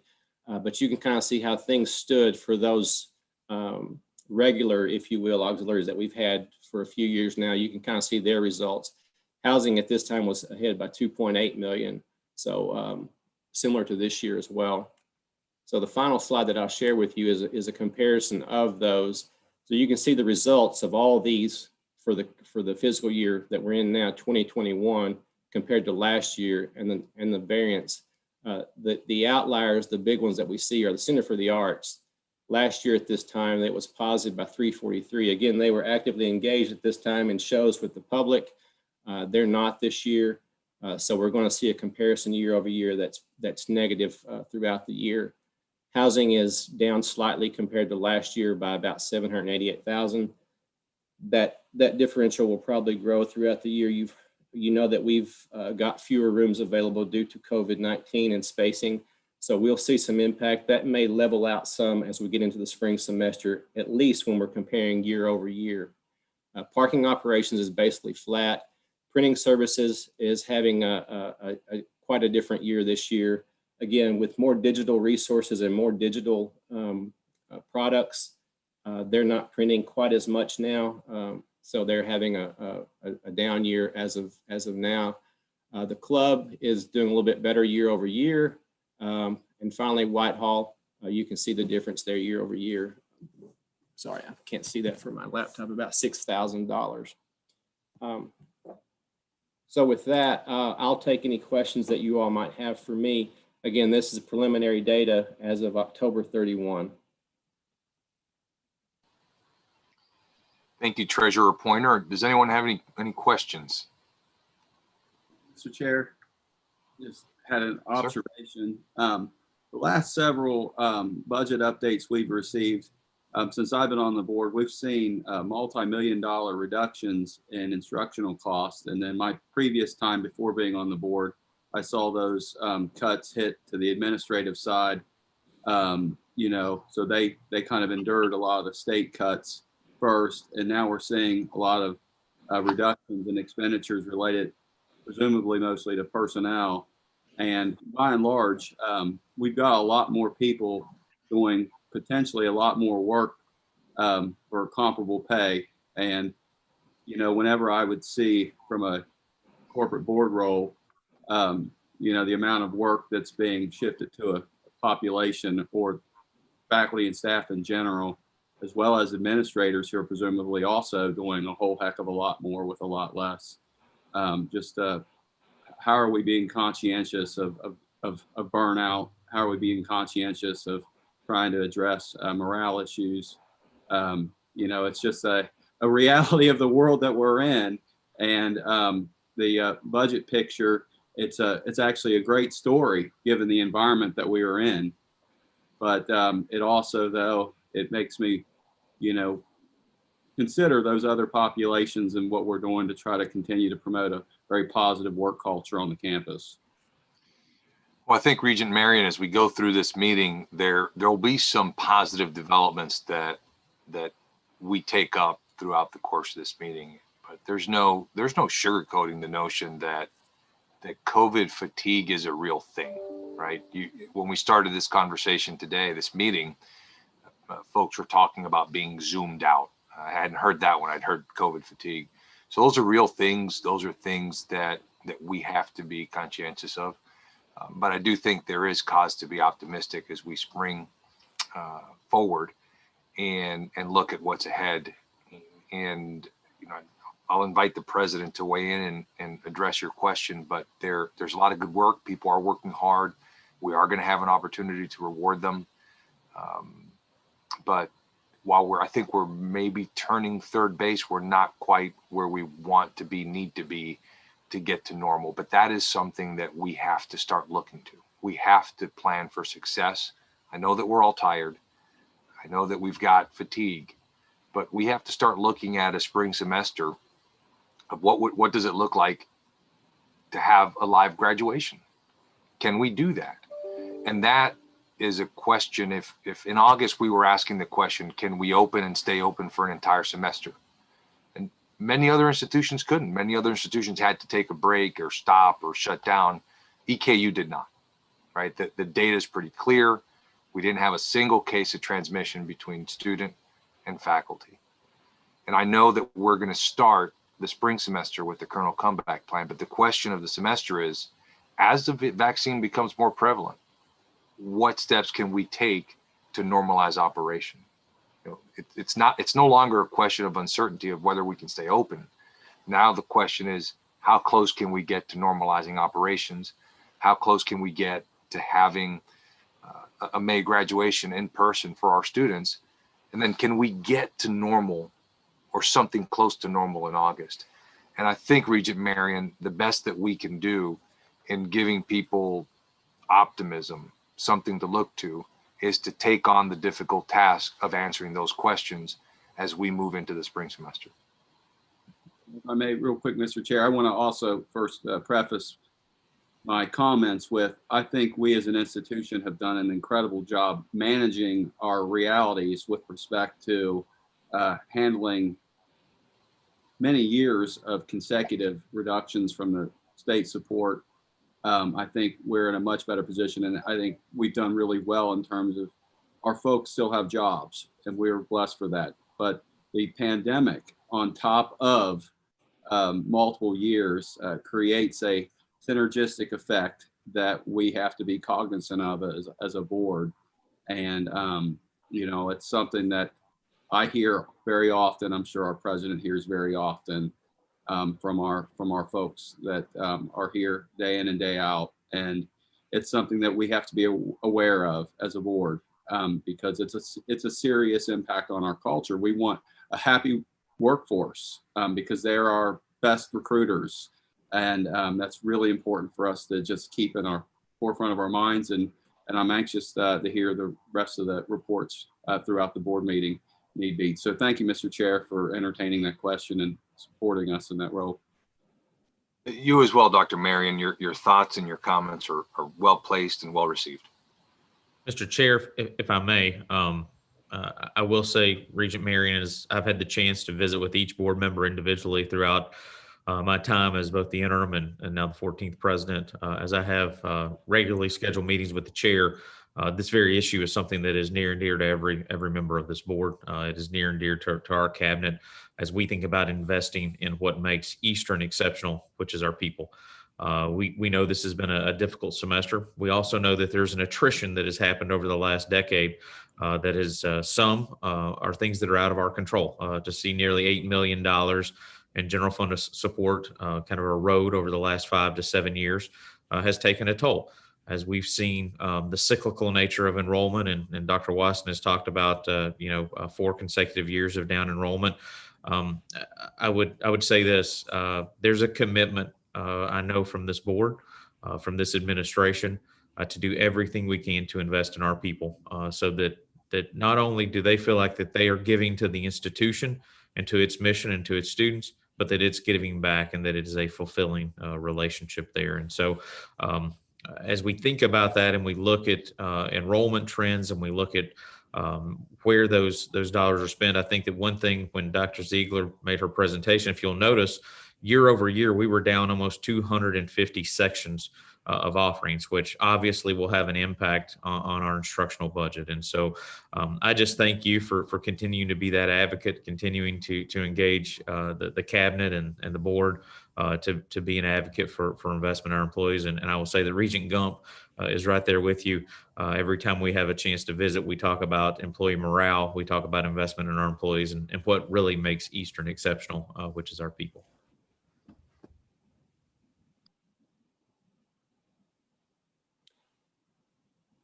You're on mute, Mr. Chair. Thank you. Thank you, Mr. President, for your comments. And if there are no more questions for Treasurer Pointer, I will move to the next section of our agenda, which is the additional reports to the board. Mr. Chair, if I might, I'd like to give just a brief update on the bond refunding, if you can indulge me for just 2 minutes. Absolutely. Would love to hear about it. Thank you, sir. And we are actually closing on the bond refunding, and I appreciate this board giving me and the president the authority to move forward with this over the last several months. And I appreciate Chairman Diaz with his guidance, helping us guide us through part of this process. But we're actually closing today on the 2011 bond refunding. I just received confirmation at 9 o'clock that the funds have been received. And we followed an innovative financing alternative with this refunding process, different from anything we've ever done before. We used a prepaid forward bond purchase.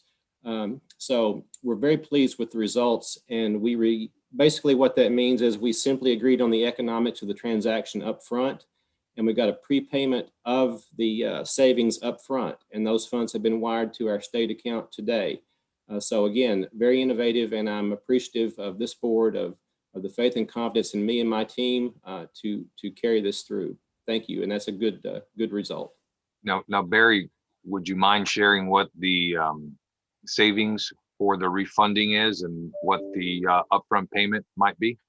Or the savings is the fund? Yes, the savings is about over 13% above par, and the funds that have been wired this morning is over $1.6 million that have been wired to us. We'll actually settle, it's closing today, we'll settle up in July. Thank you, Barry, and thank you to the Regents for authorizing. I think we did this on 2 different instances. We encourage the treasurer to look for opportunities to lower our debt burden or take advantage of lower interest rates that might exist in the marketplace. I think we authorized the treasurer to proceed in searching and soliciting those opportunities in the late spring. And then we carried that forward in the fall, and he has presented us with a transaction that's created $1.6 million of new value to the university. So, Mr. Treasurer, thank you.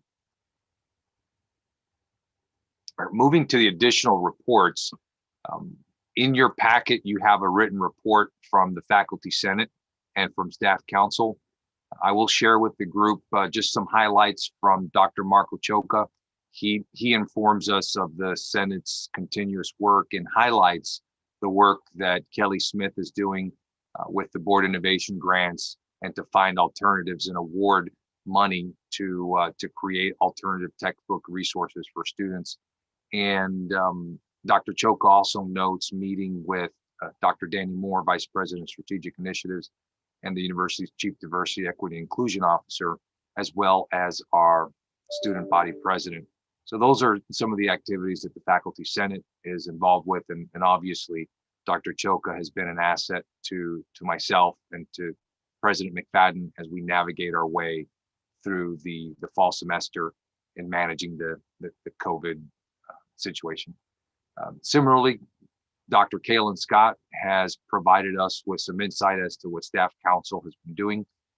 They are doing the best they can to try to have dialogue as a group to keep their membership up and to provide an active voice of the staff's, the university staff's frame of mind in the fall semester. And I look forward to her continuous reports in terms of how we are doing in handling the types of situations that Regent Marion brought to the forefront in terms of how our employees are doing. So I thank Dr. Scott for her written report and for providing insight as to what the everyday university staff members experiencing and being our ear to the ground, so to speak. With that, Mr. President, the floor is yours. Oh no, I take that back. Regent EUL, we now cede the floor to you for your report as student body president. I look forward to hearing what you have to say. Hello, good morning, everybody, and thank you, Mr. Chair. I will go ahead and share my screen real quick. I've put together a little presentation that highlights what we have been working on this semester. And good morning, my name is Iwan Konin, and I have the greatest pleasure of serving as the student body president for my peers and as student regent for our EKU. Our EKU family and their love for our institution plays an important role in shaping the EKU experience. And so we made a quick video celebrating our campus and our campus community. I would love to play it for you now.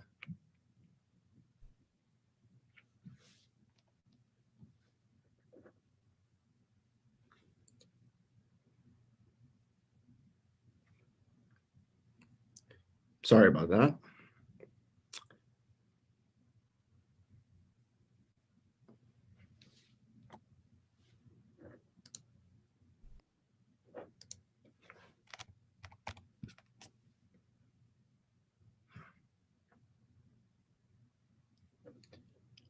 My apologies.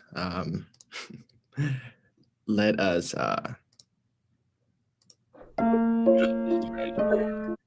okay.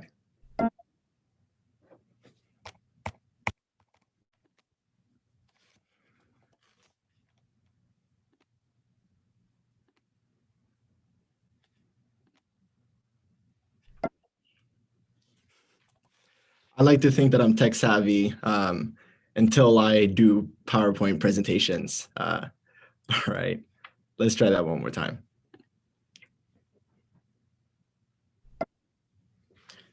Okay, we can just go ahead and move on. My apologies again. COVID-19 has, sorry? Just for the record, the notion that you were even able to share your screen and do what you just did means you have me beat. Okay. Yes. All right. Moving on. My apologies about that. COVID-19 has really created a challenging semester for our campus and our campus partners, but the constraints juxtaposed against our community and our community's efforts really serves as a reminder of that maroon spirit, which is of student advocacy and students. The passion and dedication of our members is a light at the end of the tunnel, reminding us daily that great challenges often foster opportunities for greater creativity and even greater innovation. So at the beginning of this semester, we spent some time defining the mission, vision, and values of student government. And we identified student engagement, university policy, organizational engagement, and student-led initiatives as the association's four key focus areas. But before that, I just want to talk about our history. And since our establishment in 1954, and now nearly 7 decades later, SGA remains the central hub for student opportunity and is to student advocacy and student interest what the ravine is to Campus Beautiful, or what the clock towers are to the Keene Johnson building. It's really one with who we are. And so with the rich history of our association, we remain to this day devoted to student advocacy. And now looking at some of the milestones that we've been able to accomplish over the course of this semester and honoring our commitment to students and student well-being, we began the semester by working alongside the Student Success Center and on the Colonel's Care campaign. And with funds allocated from the Student Senate and the Student Activities Council, we were able to purchase more than 5,000 face masks for our campus community. Another highlight of this semester, across all branches and combined with meetings, events, and other work and office hours as well, SGA has been able to work on more than 2,000 hours just in fall 2020 alone. And on top of that, work alone is not work at all. And we have been able to partner with 25 campus departments and offices. Over the course of the semester, each branch took the vision of this fall semester and really made it their own. And I'm so excited to share more about what we've been able to accomplish. In fall of 2020, the Student Senate, under the leadership of Executive Vice President Koenig, was able to propose more than 50 pieces of legislation to the Senate floor. Compared to fall of 2019, that is 3 times more production rate of legislation, or nearly 305% compared to an overall year analysis.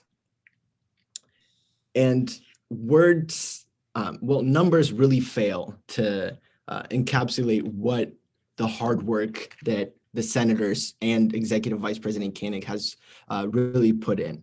It's countless hours of meetings, writing legislation, late nights, and the passions of these students. 52 pieces of legislation is really 52 ideas, 52 passionate documents that these senators were able to draft. The Student Senate has also had 48 total members with 8 very active committees, and has been able to collect 6,200 plus survey data points. The Student Senate has also had 6 guest speakers over fall 2020, including former Governor Steve Beshear. Now moving on to the Student Activities Council. The Student Activities Council worked hand in hand with Student Life on all of our events, hosting multiple trivia and bingo nights. SAC had more than 500 student participants across a wide variety of in-person and virtual events.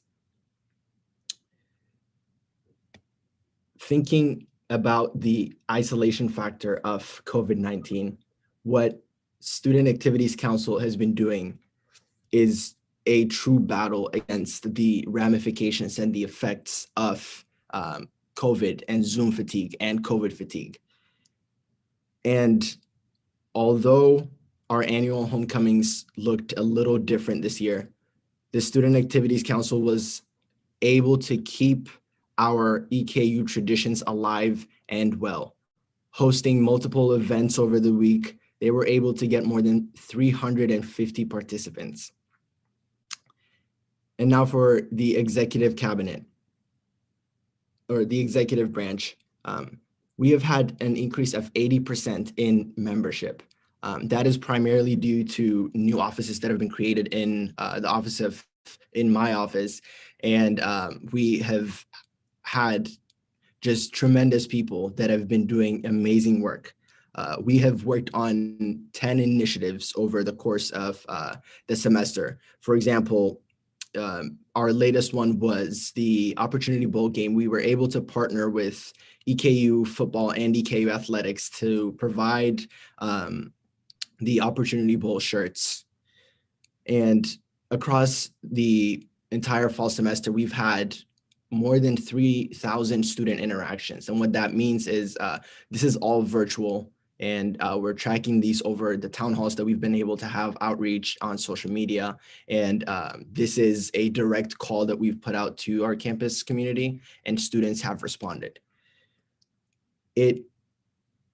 I am just in awe of everything that we have been able to do, and we would not be able to do it without our campus community, most importantly, and our amazing members that are so dedicated and so passionate. Oftentimes, it really is, it takes a toll. Online virtual classes, virtual meetings, but seeing the passion and dedication of each and every single member is truly just very inspiring. And, over here at Powell, we are just inspired day in and day out. And that is mostly what I have for my presentation. And I will now take any questions if there are any. Any questions for President Mikkonen? Yes, if I could go ahead for just a moment. Regent McConan, if you go back to the original slide that you had the video link on, you might be able to play it if you're just in the PowerPoint preview type screen. And I look forward to seeing that video when it's made available. I do want to say, going back to what Dr. Wasson said about EKU increasing the social media presence, there are a number of excellent videos on YouTube. I would encourage everyone to follow the EKU Stories channel on YouTube. And I know there's even a video featuring Regent McConan, who's talking about the Colonel Commitment Scholarship.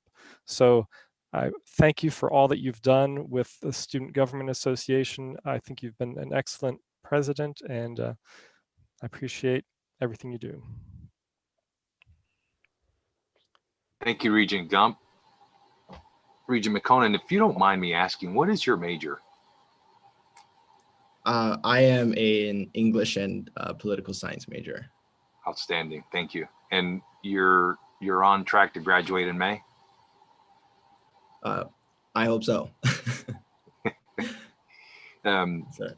Perhaps after this, sometime after this meeting, you and I can connect and talk about the spring semester and gather some of your thoughts and perhaps SGA's thoughts on how things are going for students and what the desired outcomes would be about a May graduation, and maybe you can also connect with President McFadden as well.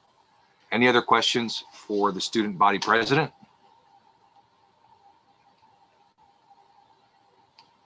In that event, I thank you for your presentation.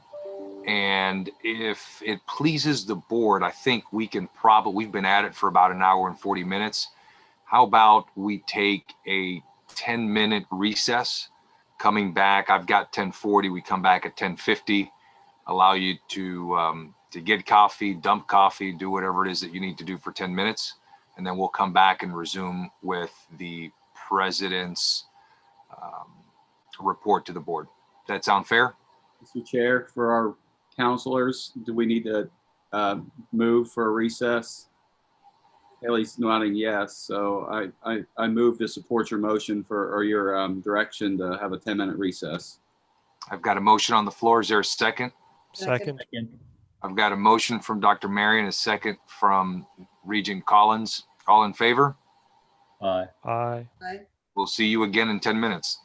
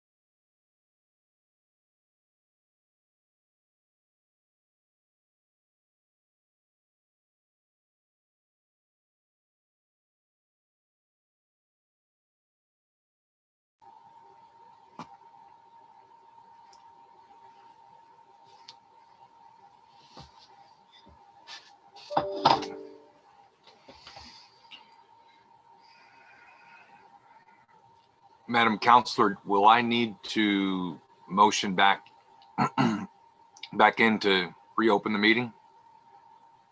No, you can just call it back to order and just reaffirm the quorum. Okay.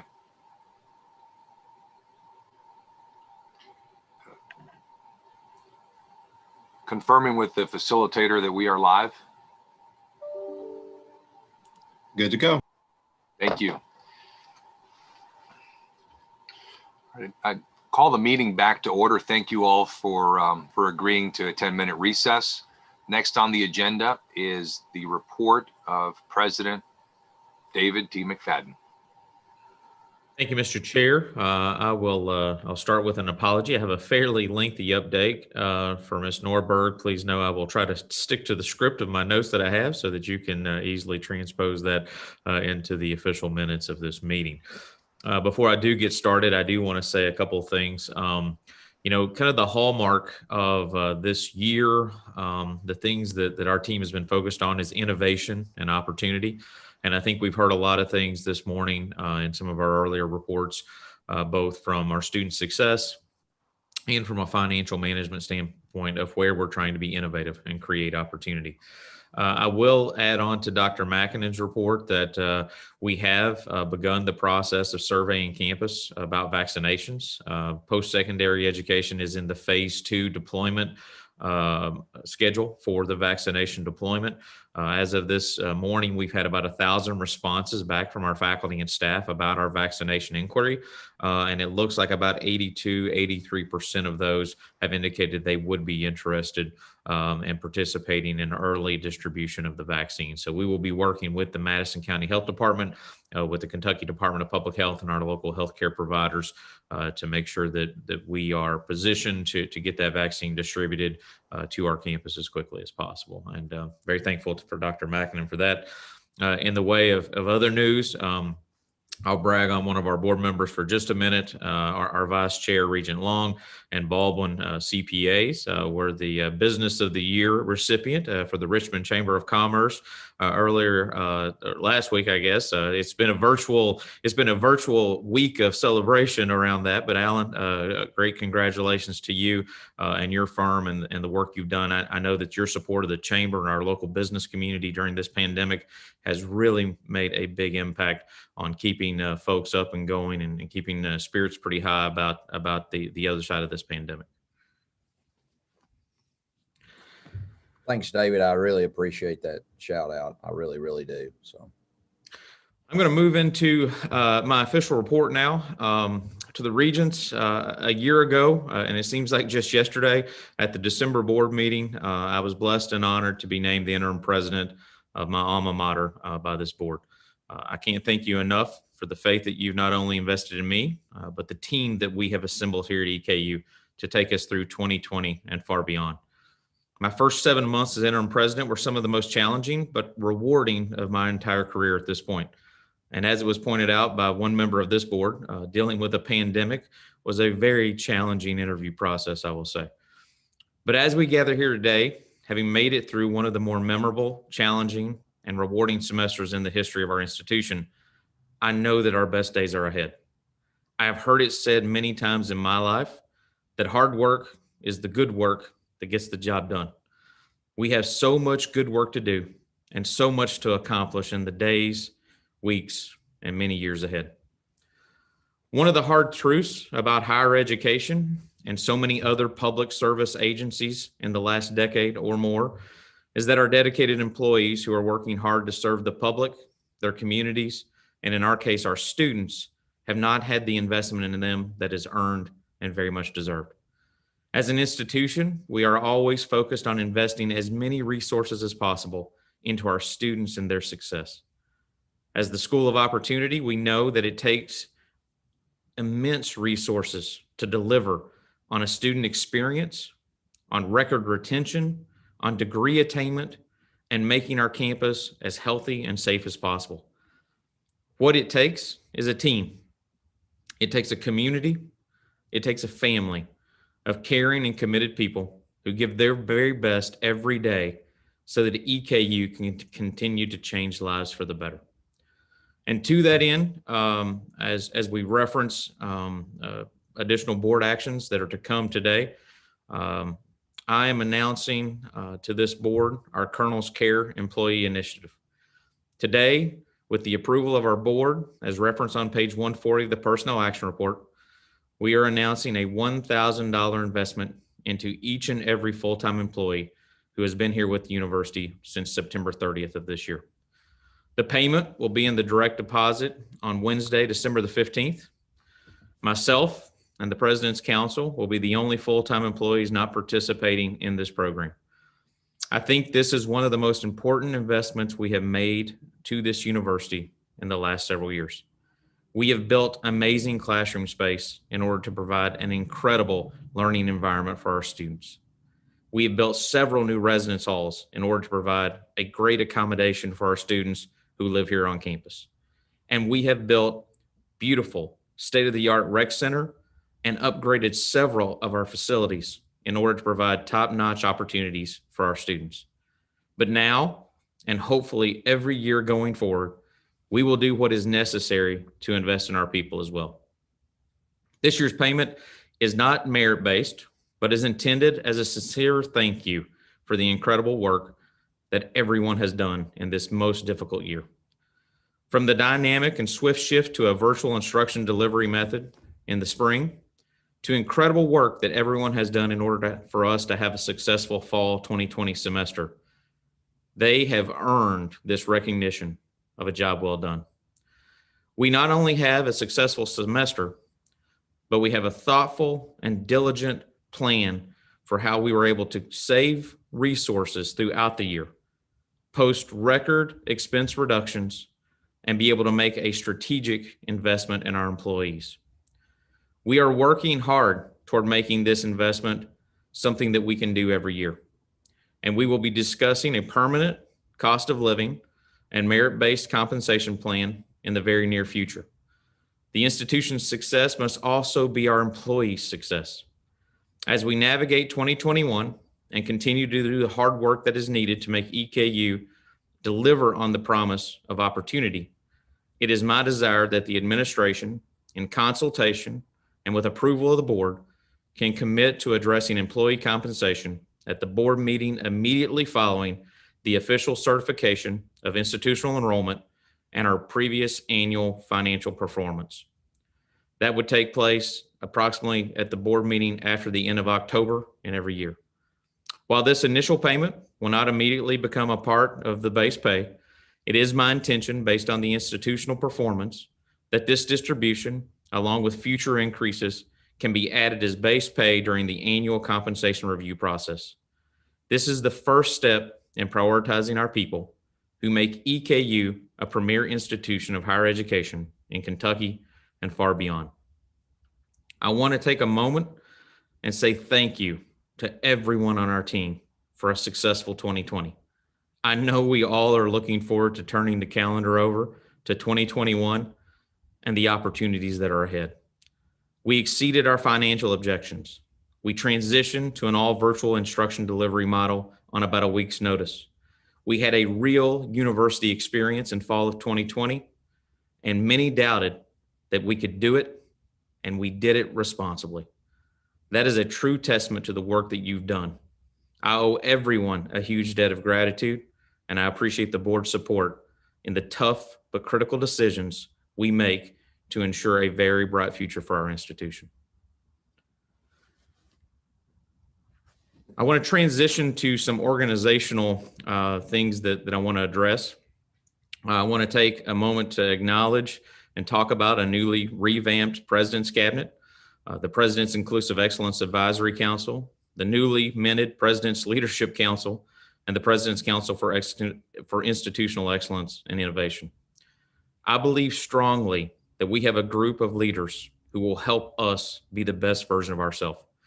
My office invited members from the entire campus to join in those respective groups in order for us to innovate and create opportunity for EKU. We have had good conversations. We have had initiatives that are in the planning phase and are starting to move into the implementation phase. We are seeing improvements in the institution all across campus, And I'm looking very forward to the work that will be done by these teams in the coming years and the report outs to the board that will begin as we go into 2021. As we've now neared the 11 o'clock hour, and I'm hopeful that our guest is going to be able to join us, I am going to talk about a few things that have been touched on by Vice President Pointer and Vice President Wasson. As it pertains to corporate partnerships, I want this board to know that we are examining every possible avenue to recruit new students to EKU. It is critical that we use the avenue of corporate partnership as a way to grow our enrollment and position our institution for excellence. As mentioned earlier in the meeting, EKU has now solidified a partnership with Radial, a global integrated e-commerce logistics company, to become their preferred provider for educational services and continuing education for their employees. As Tanley mentioned earlier, Radial has 6,700 full-time employees. Yes, many of those are here in Kentucky, but they are all over the globe. 24 fulfillment centers, and they are a $1 billion company.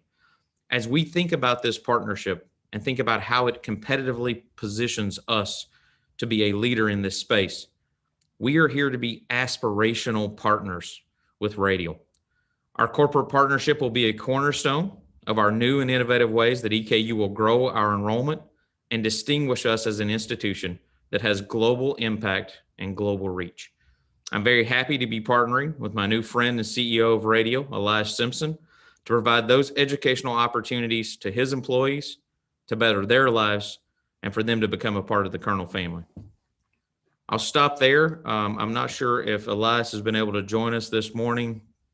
Dr. Wilson, is he here? No, President McFadden. All right.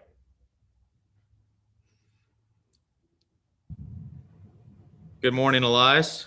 Good morning. Great to have you with us this morning. You're here with the EKU Board of Regents, and we are live streaming out to the campus and out to the world. And I have just reviewed our corporate partnership with Radial for being the premier partner for educational services for undergraduate and graduate education for you guys. Yes, absolutely. We are very excited to partner with your great university. Education is a big deal for us at Radial. It's in terms of corporate social responsibility, it is our focus. Also we believe very much in developing talent within our organization. As CEO, I'm somebody who grew within the organization myself, and part of that was going back for continued education while I was at Radial. So definitely we look forward to a long and thriving partnership, and I'm sure that it's going to help many of our associates and leadership members and all kinds of Radial people grow within our organization and hopefully grow with you all as well. Elias, this is Louis Diaz, Chair of the Board of Regents. Good morning. Good morning.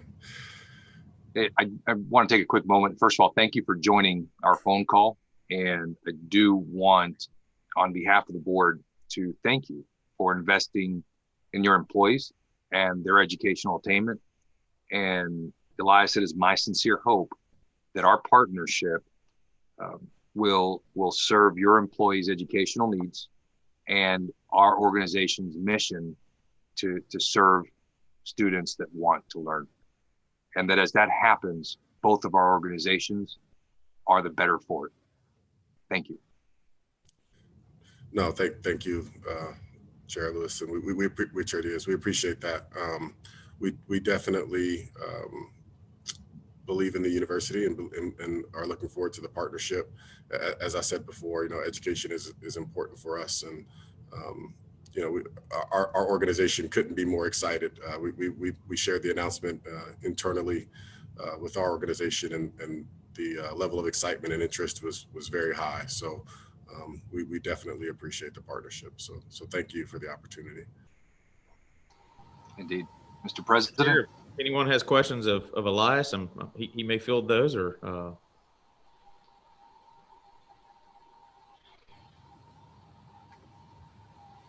all right, seeing none. Elias, I will say this and to the board. what Radial does, being on the cutting edge, innovation, logistics, supply chain. This is a busy time of year for them. We appreciate last year folks trying to help us get this done in order for this board meeting. But it is really impactful for us to be partnering, our first real partnership in this corporate space, to be partnering with a company that is on the cutting edge, that is leading in a driving area that is having global impact. And so that speaks a lot about the educational programs that we have, and hopefully the opportunity we have to make those programs better to meet the needs of your organization as it grows and supplies the world with the things that it needs. No, that's great, and thank you, David. Look, for us, we have a large presence in Kentucky, as you all know, so that matters. But obviously, we have a global presence as well, and we appreciate the flexibility that you are offering for that global presence and for all of our associates across North America and beyond. So for us, that means a lot, and we are very excited about that. And hopefully this is just one of the many areas that we can partner together. You know, we are very interested in ways that we can continue to invest in our people, and how we can partner with universities such as yours, and whether it's, you know, through internships or you know, supporting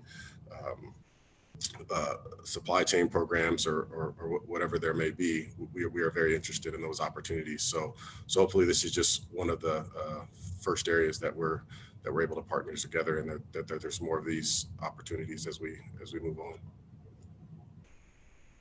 Thank you for joining us this morning, Elias. We appreciate it very much. Yeah, absolutely. Thank you for having me. All right, Mr. Chair, I may return to my regular report if that's acceptable. Please do so, Mr. President. All right, thank you, Elias.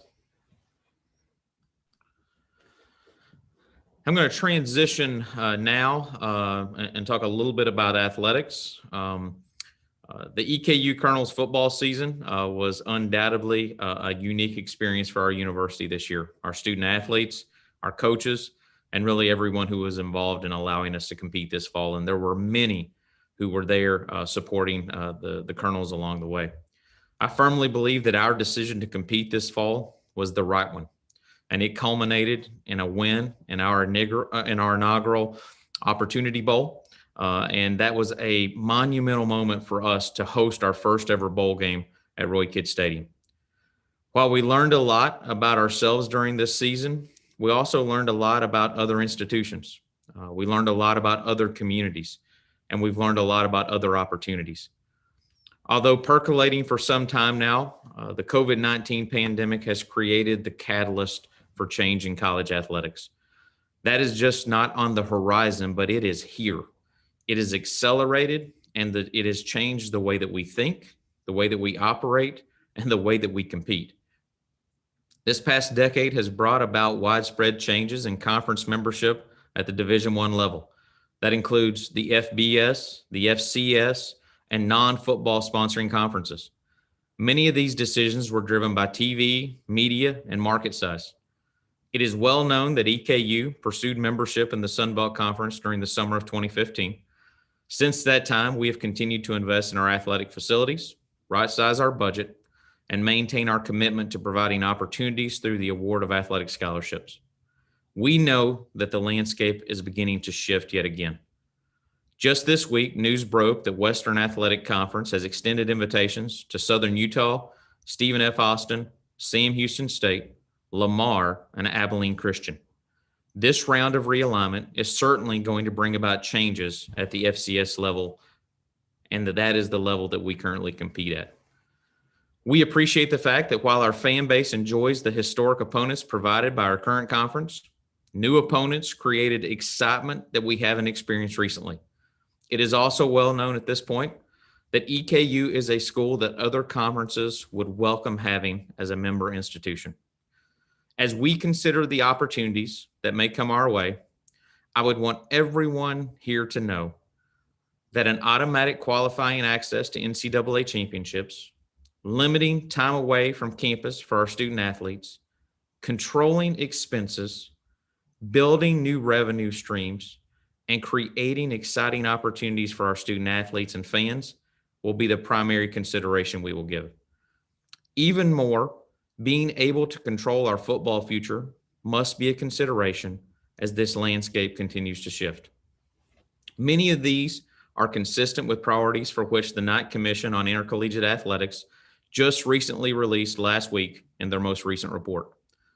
At this point, any and all discussions have been preliminary. In fact, we have begun a dialogue with the commissioner of our current conference about creating partnerships that would position the OVC as an innovative leader for this impending change. Athletics are the front porch of our institution. They introduce individuals who may become students, maximize the student experience, and engage alums, donors, and partners in the lifespan of one's own involvement with campus. Finally, I want to be clear about this. We will not be running from something, but we have an absolute and unwavering commitment in potentially running to something that is innovative and aspirational. Just like we founded the OVC in 1948, our conference affiliation will play a major role in the trajectory of our institution and our athletic programs for the next 73 years and well beyond. As we move toward aspirational endeavors in athletics, I would ask that our board listen and act with conviction about what is the absolute best path for EKU to pursue our tradition of expecting to win. I would ask that the board continue to support me and our outstanding athletics director in leading us to the best possible outcome for our institution, whatever that might be. Touching on Mr. Pointer's follow-up about our prepaid forward bond purchasing, with the passage of the Tax Cuts and Jobs Act on December 22nd, 2017, tax-exempt bond issuers such as EKU were prohibited from issuing refunding bonds on a regular tax-exempt basis more than 90 days in advance of the refunded bonds. As Barry had indicated earlier, EKU was the first in the state and one of the first in the nation to take advantage of this new rule that has been put in place. And it has benefited our institution to the tune of $1.6 million in new funds that can be reinvested in our campus and in our people. This forward bond option transaction is the first of its kind with Morgan Stanley, and the transaction in the municipal market since the TCJA was passed. To the best of our knowledge, this is also the first such transaction nationwide with an institution like ours, and we're incredibly pleased that the board had the confidence in us to be able to lead us through this innovative practice to try to put us in better financial position. I'm going to shift to a quick legislative update for the group. As we move into a new and unprecedented 2021, this will be a budget year, of which it shouldn't be. It is a short session, 30 days, but our focus is in three areas institutionally. First, the consensus forecasting group met last week. They revised the estimate and called for a $17 million increase in the current fiscal year and $53 million increase in FY22 over previous estimates. These estimates occurred without a real clear indication of whether Congress will pass another stimulus bill and how a potential stimulus bill might impact state governments. But the future is bright. The spring is optimistic, Mr. Chair. Pensions. There are three bills that are scheduled to be heard in committee next week in the interim joint committee, one of which deals with KERS, one deals with KTRS, and the other deals with legislative pensions. The proposed KERS legislation would fundamentally change how employer contributions have historically been calculated and would be particularly harmful to EKU and most public universities. The KRS is yet to provide an employee level breakdown of retirement liability and how our overall liability is calculated. And at this point, institutionally, we will continue to monitor this bill's progress. But if there are not substantial changes, our institution would be opposed to its passage. Finally, performance funding. We have some good news on the performance funding front. The post-secondary performance working group has met consistently this fall. The consensus proposal that is coming forward will secure each institution's current base in the year that we're currently in, which means that going forward, the funding level that we are currently at today would be frozen in perpetuity, and that no funds will be subject to performance funding reductions below the base that is set in the fiscal year 21 calendar year. So as we look at that, what that means is that performance funding redistribution would only happen for new funds invested in higher education above the base that has been set as of this year. That is a substantial win. I think that is good public policy, and I commend the performance funding working group coming to this consensus position, which involved all of the public presidents, Senator David Givens, Representative James Tipton, and the governor's budget director, Mr. John Hicks. A great group of folks, and I commend Aaron Thompson for facilitating that consensus working group moving forward. The last thing I'd like to transition to is an update on academic affairs. I'm going to share some bittersweet news this morning. And although for the folks involved, the big changes in their lives may be perfectly timed, Dr. Jerry Pagashnik has informed me and the President's Cabinet of his intentions to retire on June 30th of 2021 this year. Jerry is a dear friend and a treasured colleague, and he will be missed by so many on this campus. He has not only given of his wisdom, but of his time and his effort to make EKU the best version of itself. I think of Jerry and I think about him getting here and our campus cleanup and our beautification efforts. And I'll never forget him in those jeans and that polo shirt, carrying those bags of mulch, doing whatever it takes to serve this institution to make it the best that it can be. Given this information, we are grateful that Jerry has given us time to think about a transition plan. And during these unpredictable times, it is to our advantage not to delay our momentum or our other strategic initiatives. As you've seen today, there is much going on that we need to make sure that we deliver on. I have had countless discussions with multiple areas of campus about the provost position. I've talked to stakeholder groups, I've talked to individuals. And through that input of many colleagues, the cabinet, many committees, it is my recommendation that we appoint Dr. Sarah Ziegler as the vice president and provost upon Jerry's retirement this summer. Dr. Ziegler will be working closely with the provost's office and my office during this transition period. I have the utmost confidence in Dr. Ziegler's abilities. She has everything that a president is looking for in a chief academic officer. When you review her credentials, you see her work ethic, and you understand her commitment to academic excellence and student success, you come to understand that we have a leader who will take EKU to all new heights. Sarah has done it all, from coming to EKU as an instructor, to becoming a fully tenured professor, to being a program director, to being a chair, to being our Title IX coordinator, to being a two-time dean. There is nothing she has not done, and done it with an expectation for excellence. She has had an impeccable academic and administrative career, and we are going to be in good hands with her leadership. I'm looking forward to a very long and very fruitful partnership with her and moving our institution forward. We will begin a national search for the new dean of the College of Letters, Arts, and Social Sciences, which gets underway in the new year. I want to thank this group for your faith in me, and I would like to turn it over to Jerry Pagashnik for just a moment to share a few thoughts, and then to Dean Ziegler.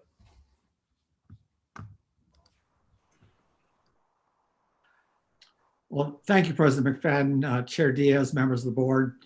So a little over 2 years ago, I was asked by then President Benson to serve as interim provost. And at the time and during my subsequent discussions leading to my being named as provost, I expressed preference for a clear ending date to my term of appointment. And while it's been a particular honor and privilege for me to serve in this role, I also believe that a new president needs to have a head of academic affairs that could help achieve a long-term vision for the institution. So as President McFadden mentioned, earlier this year, I submitted my request to the president to retire from EKU, effective at the end of the fiscal year. After serving nearly 33 years in higher education in various capacities, I've come to the point where I want to be able to spend more time focusing on family and other things. I am so incredibly grateful to the many exceptional faculty and staff that I've had the privilege to work with during my time at EKU. And there'll be other opportunities for me to express to them my deep appreciation. I owe so much to so many of them. For now, I want to thank President McFadden, members of the cabinet, members of the board for their unwavering support of the academic mission of EKU. I know that EKU will continue to thrive under your collective leadership and guidance. Thank you so much.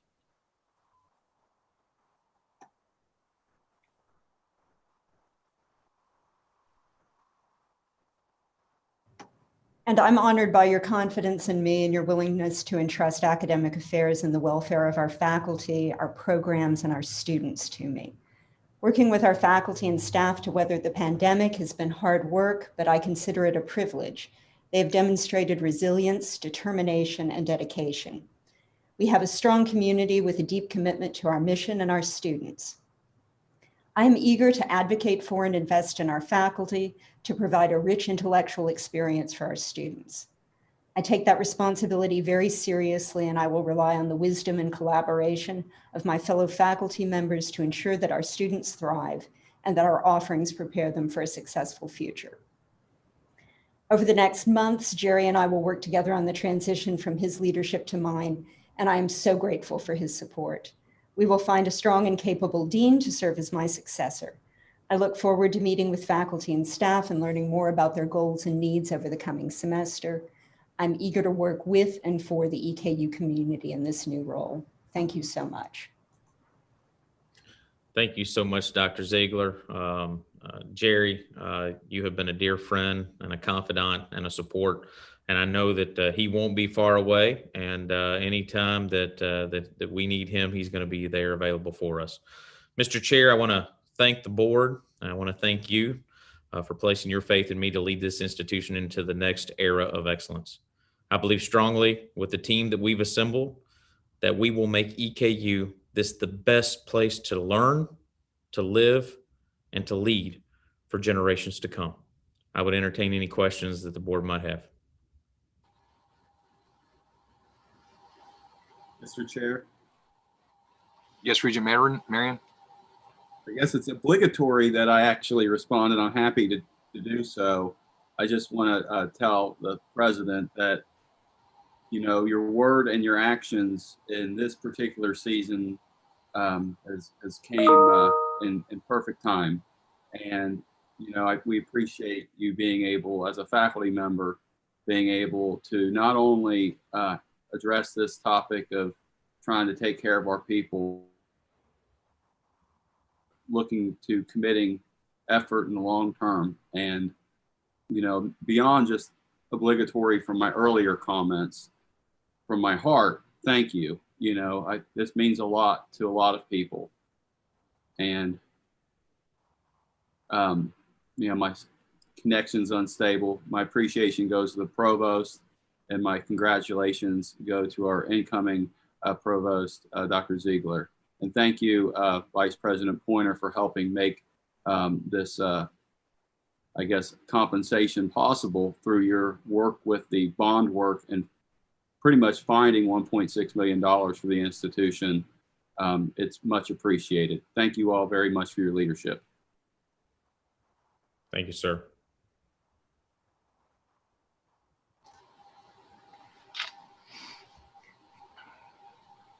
If I could say something. Regent, sure. On behalf of staff, again, I want to reiterate the words of Regent Marion.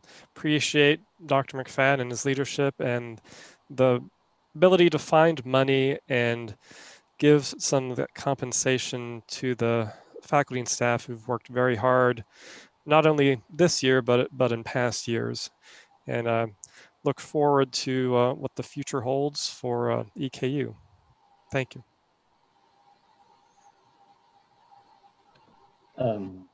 Just want to add a quick word on Jerry Prograshnik's contribution. We just want to thank you so much, Jerry, for your contribution to EKU all these years, and thank you for bringing up to where we are right now. And wish you the very best, although you'll be with us for another 6 more months. And we hope to have some kind of in-person reception for you in June, hopefully. So bring back some of those gatherings by the time. But again, thank you for your service. That's all I got to share here. Thank you for the kind words. It's been a labor of love. Ever since I've come here, I've just got to work with so many great people, and it's a, you know, I've told people before, I guess one of the reasons that it is so near and dear to my heart is because EKU is just reflective, and the students that we have are so reflective of my own personal experience. You know, as first generation college student, my parents never even went to high school, much less college. You know, I found myself at an institution like EKU that was where there's dedicated faculty who were willing to go above and beyond to help students like me. In my previous role as a faculty member, I tried to model that, and you know, I think what EKU means and institutions like EKU mean sometimes goes so underappreciated. The focus is always on the R1s. It's always on the research institutions. It's always on the big athletic folks conferences. But institutions like EKU and like the ones that I've been privileged to be both a student and faculty and now administrator at over the years mean so much to so many that would not be where they are without the opportunities that institutions like us present. And so, you know, I love EKU. I love the folks that I've worked with here. And I, again, deeply appreciate the kind wishes of all the folks on the board. And I know EKU's brightest days are still ahead.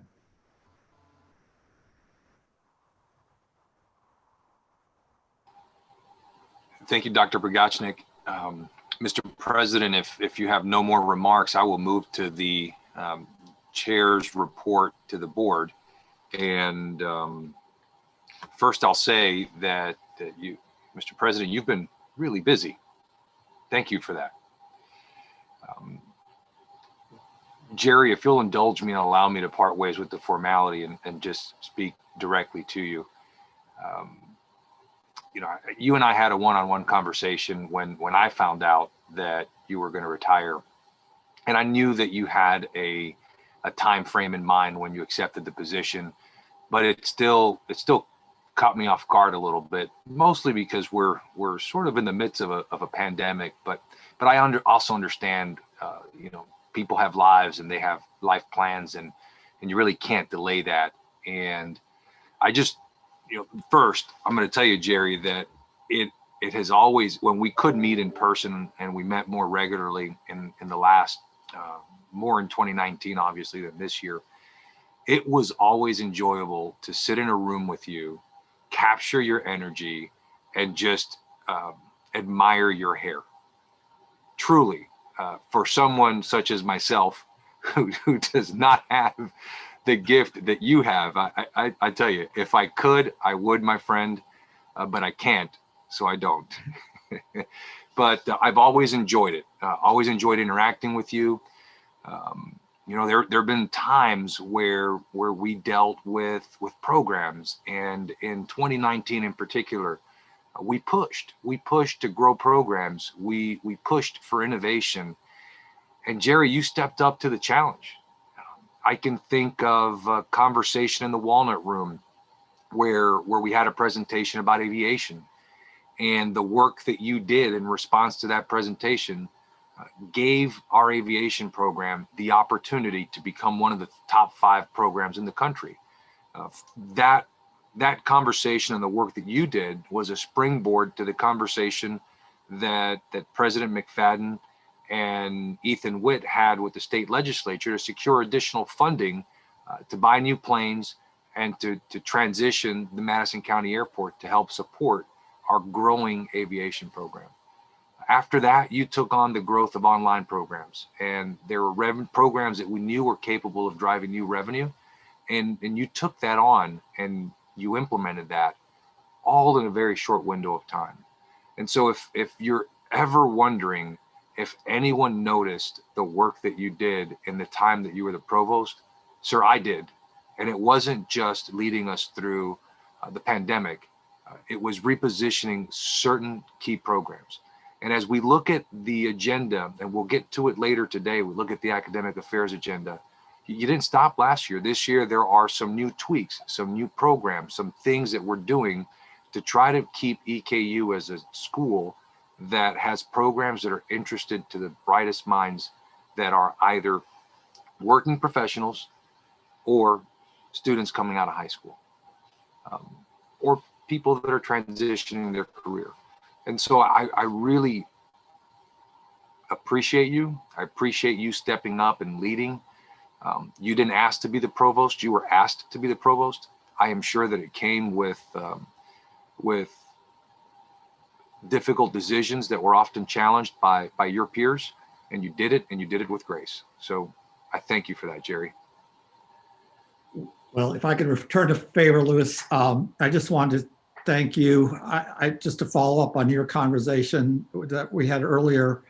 When you made that phone call, I was on my way back from Kansas City, where I've seen my new grandson for the first time. And so that certainly has been a factor in my decision to retire, but not, of course, not the only one. And, again, during the time that you and I have had the chance to work together, what I most appreciate about you and the direction that you're doing the board is that you're not afraid to ask the tough questions.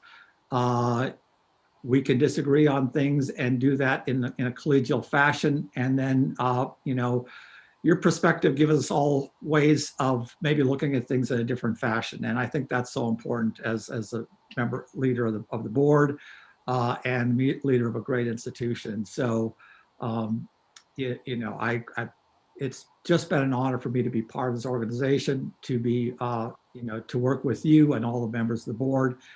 And as the president said, I'm not going to be far away. I'll still be, my heart and soul will still be with EKU, and I'll look forward to serving in perhaps some different capacities down the road. So thank you.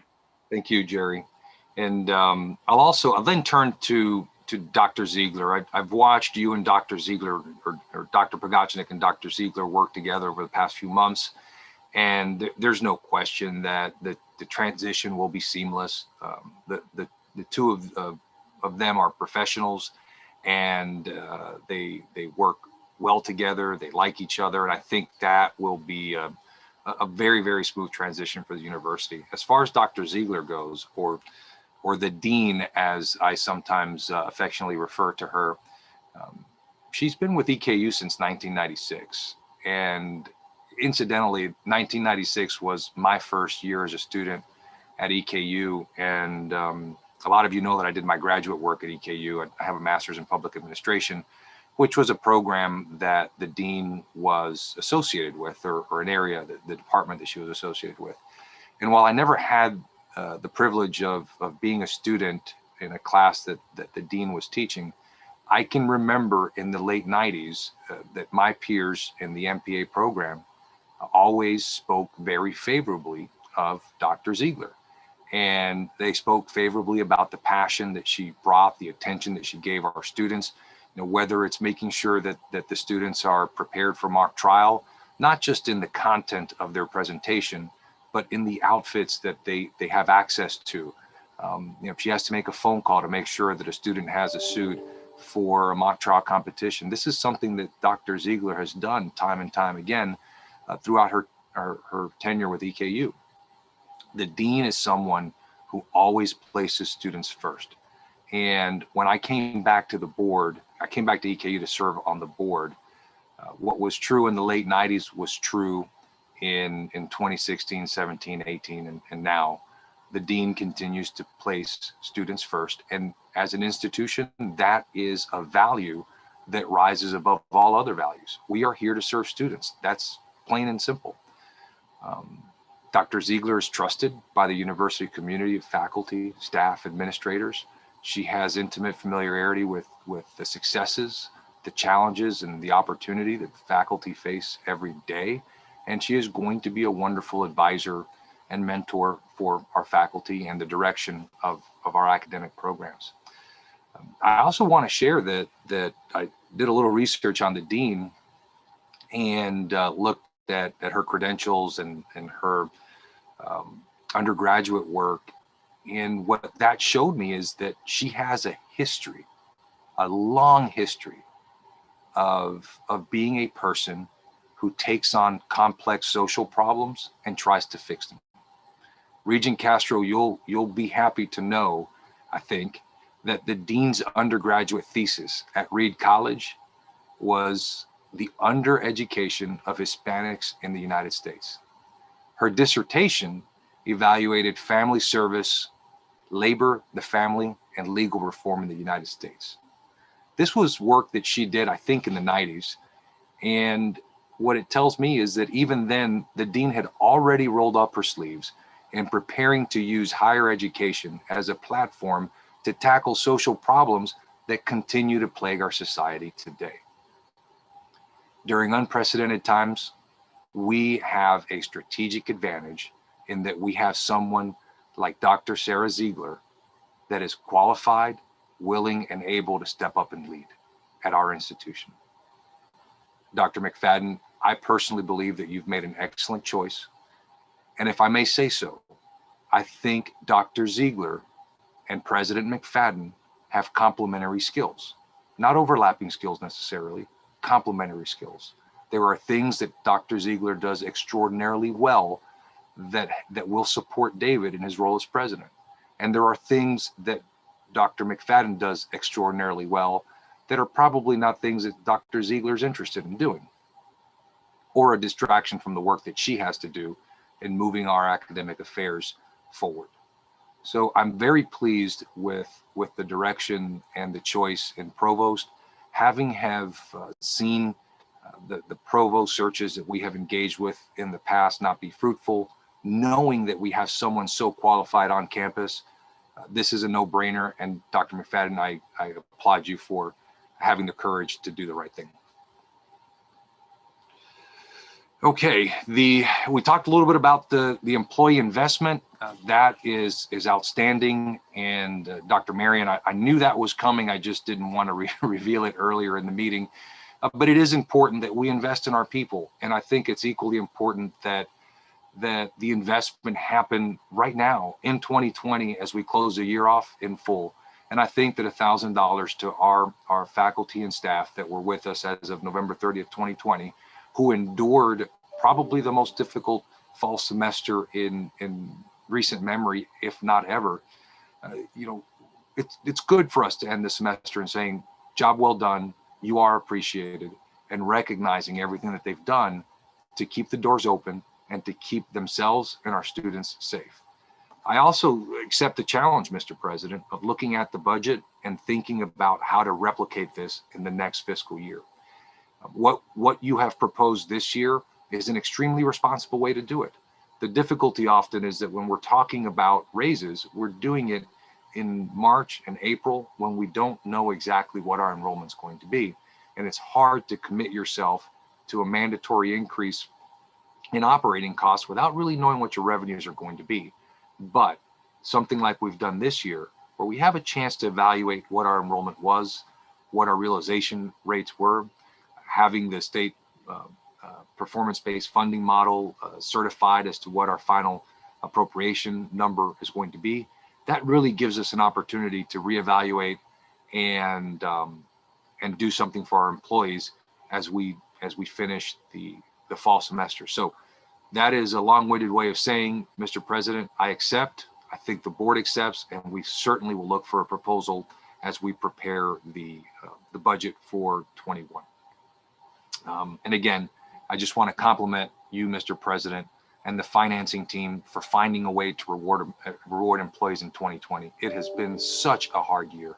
People have been through so much. This at least gives them some hope that the spring will be a spring of optimism and that the university is moving in the right direction. The radial announcement is one that I am very pleased with, obviously. I do want to take a moment and thank Dr. Moore. I understand that without Dr. Moore, we would not have come to meet Elias and have meaningful conversations with him about what he wants to accomplish as a CEO and how he wants to invest in his people. And I want to commend Dr. Wasson, and obviously you, President McFadden, for working the nuances of the deal, to finding ways to take our education to the employer. We always talk about adult learners, and the best place to capture an adult learner is at their workforce. And working with the employers is a good way to do it. I see it as being akin to working with a high school, for example, in delivering services to the people that they serve. Our online e-campus operation dovetails really nicely into this model. So I think all the pieces are there, and kudos to you all for putting it together.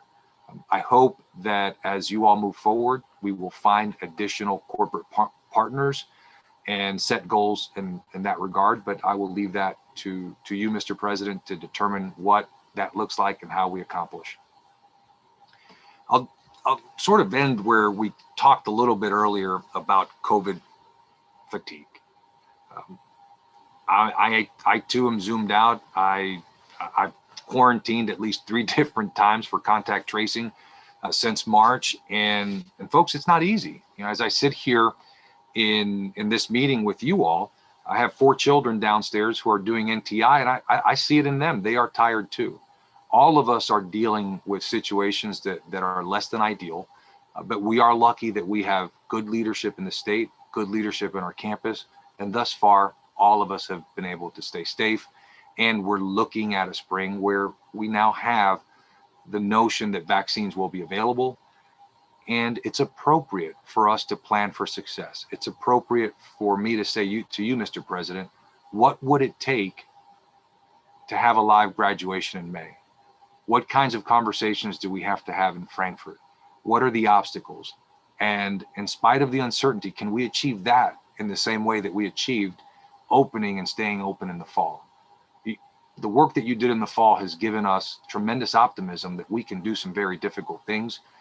The contact tracing, I think EKU is the only university to actually partner with the health district, the county health department, to have contact tracers on campus to help minimize the window between the time that someone learns that they're infected and the time that they quarantine, which means you have fewer cases, fewer contacts, fewer people contact traced. So you all have done some amazing things, absolutely amazing things.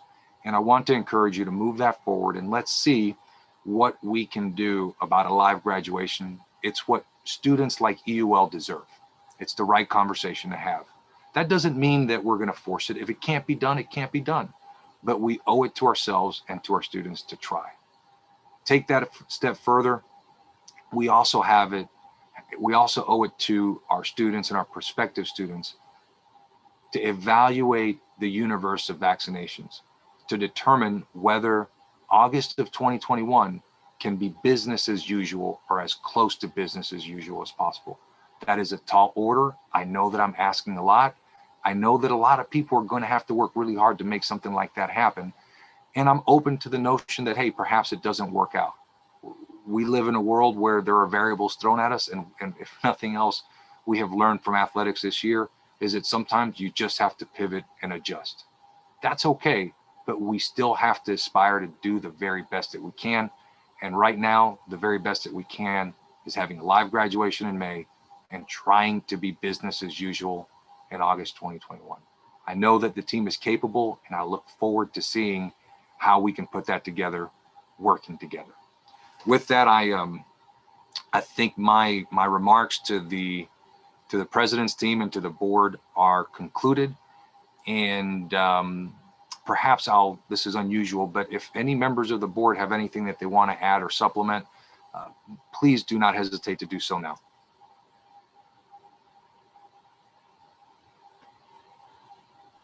Fair enough. Mr. Chair, if I may. Yes, sir. Not a board member, but I do want to thank you personally. Chair Diaz has been a great partner in 2020. There have been a lot of hard decisions. And as I sit in this seat and do this work, I have an amazing team around me. But to have the support of the chair and of the board members to do the hard things, to push in the places that we need to push, to pivot in the places we need to pivot, to have the confidence in our team and in our people to do the right things the right way. It's not easy. And I think, Mr. Chair, as you highlighted, there were many institutions who did not have the will to attempt what we attempted this year. Many of those are Ivy League institutions. Many of those are institutions with many more resources than us.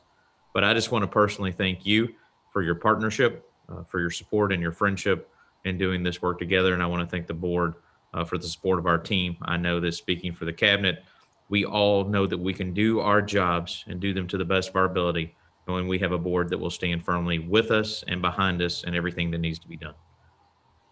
Thank you, Mr. President.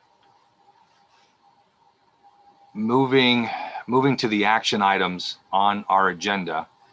First matter for consideration is the approval of the audit report. Earlier today, we heard a presentation from Pete Hugo at Crow, presenting the audit to us. I suppose I should invite Regent Long to make any remarks if he thinks it's appropriate. Otherwise, I wonder if there's a motion for approval of the audit. I'll make the motion, and then I will just say, you know, I really appreciate working with Pete and actually the team of Barry and Brad, because I get multiple calls, especially from Brad, you know, with regard as how the audit is progressing, and he and I discuss that quite often. And you know, and this year I didn't have to have any conversations with Pete.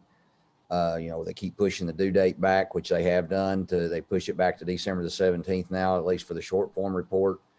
But us and other institutions are sitting in the same position with regard to getting the compliance supplement on the CARES Act money so that they can finish their job. Been well pleased with the way they have handled it this year, as in always. But and with that, like I said, I've made the motion that we accept the audit report. I seconded. I have a first by Regent Long, a second by Regent Castro. All in favor? Aye. Aye. That motion carries. Thank you all. Next on the agenda is approval of the minutes for the September 10th, 2020. If you all have had a chance to review the minutes, I'll take a motion for approval. So be it. Second by Babbage. Thank you, Regent Castro. Thank you, Regent Babbage. All in favor? Aye. Aye. That motion carries. Thank you. Next item, Mr. President, you are going to present the personnel action on page 35.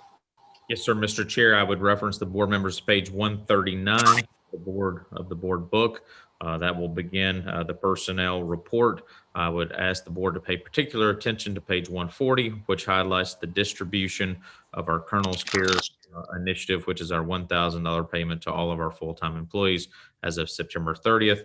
And this would be the board action that would codify that management recommendation. Is there a motion for approval? So moved.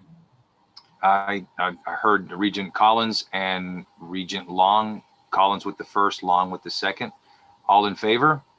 Aye. Aye. That motion carries. Thank you all. Next, we have a report from the Council on Academic Affairs. Dr. Jennifer Weiss, Associate Provost, will report. Good morning, ma'am. The floor is yours. Good morning. Thank you.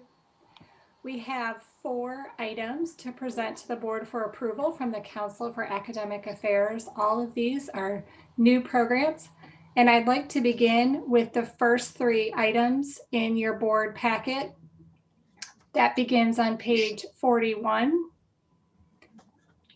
And then moving to page 42, from the College of Health Sciences, the Department of Applied Human Science, we bring to you the BS in Global Hospitality and Tourism with 2 embedded certificates, one in gastronomic tourism and the second in sustainable hospitality. This program, which is a total of 54 hours within the program itself, will bring new directions for our students to study tourism, the gastronomic sciences and how they are relevant to our economies, as well as sustainable hospitality initiatives that students can apply to the workforce in Kentucky and beyond. I welcome your questions about these new programs. Are there any questions for Dr. Weiss? Yes. Having started my career in the hospitality industry and having spent 10 years with the Hilton Corporation, how does this sustainable hospitality certificate work with that whole idea of the global hospitality. As you know, a lot of the hotels and restaurants are being hit hard this year, some of which we may not survive. But I think if we can start preparing our students for that industry, I think, I'm not a wizard, but I think that industry will bounce back really quickly because we're all tired of being cooped up at home. And so how are we preparing our students to handle that? Because this is new to us. And I don't know if we have any partnerships, any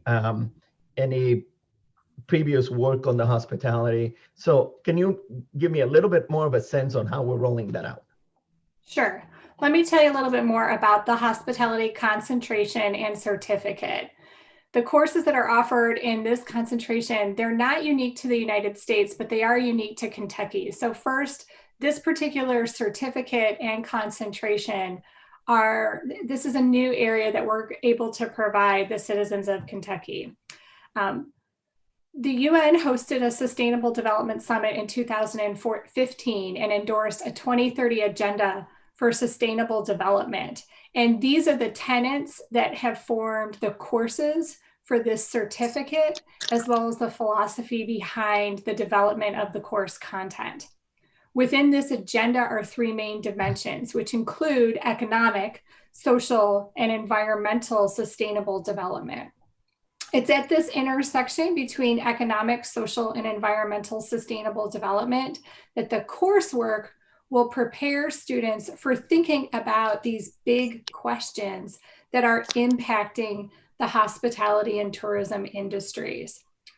A benefit for this set of programs, which includes the 3 educational programs, the degree and the 2 certificates, is that they are going to operate out of our College of Health Sciences and our Department of Applied Human Sciences, because we're going to get a perspective from nutritional sciences, from the dietary sciences. We're going to get that perspective from recreation and park administration that will situate students to think holistically about an industry that, frankly, in the curriculum, when we look across Kentucky as well as the nation, is often relegated into colleges of business. So this program is really pushing us in an exciting new direction, and one that we believe will resonate acutely with Kentucky. Thanks. Anything further, Regent Castro? No, Dr. Boyce answered that very nicely. It's fantastic. I'm looking forward to it. Really excited about what we're doing. Thank you. Oh, and I may have international students for you. So just let me know when this is all up and running, and we'll go recruit them. Well, I will take that as a question and let you know that this program is scheduled for launch in the fall of 2021. At the board's approval today, we will seek the remaining approvals and we will be ready to go. Pending your approval today, we will be able to advertise this program tomorrow. Awesome.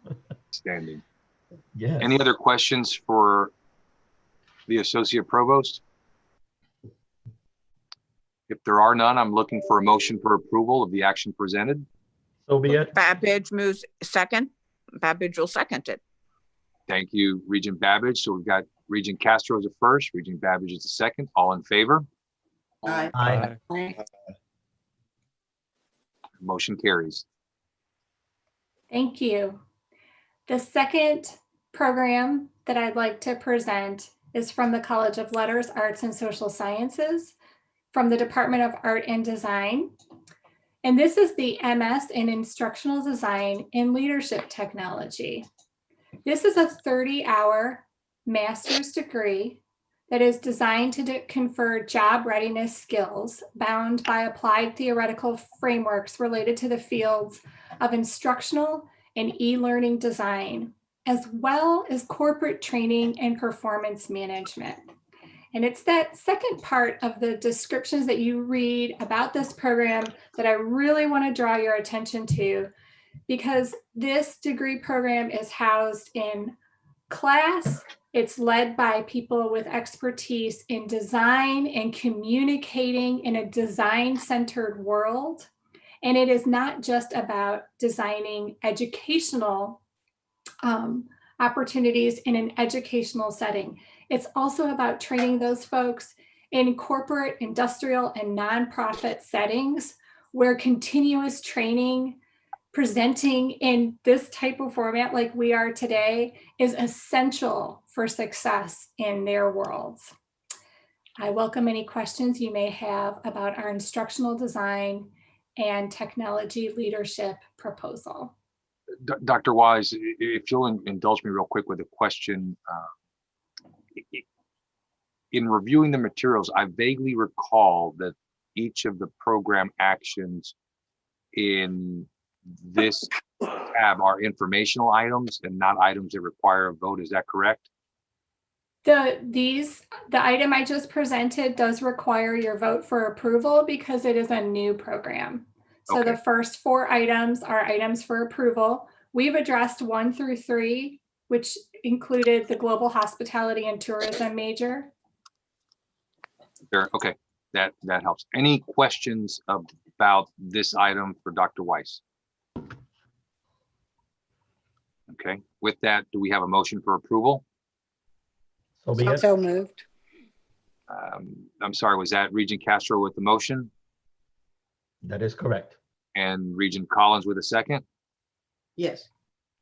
All in favor? Aye. Aye. That motion carries. Dr. Weiss, any further action? There are no further actions. There were informational items, and should you have any questions, I'd be happy to address those.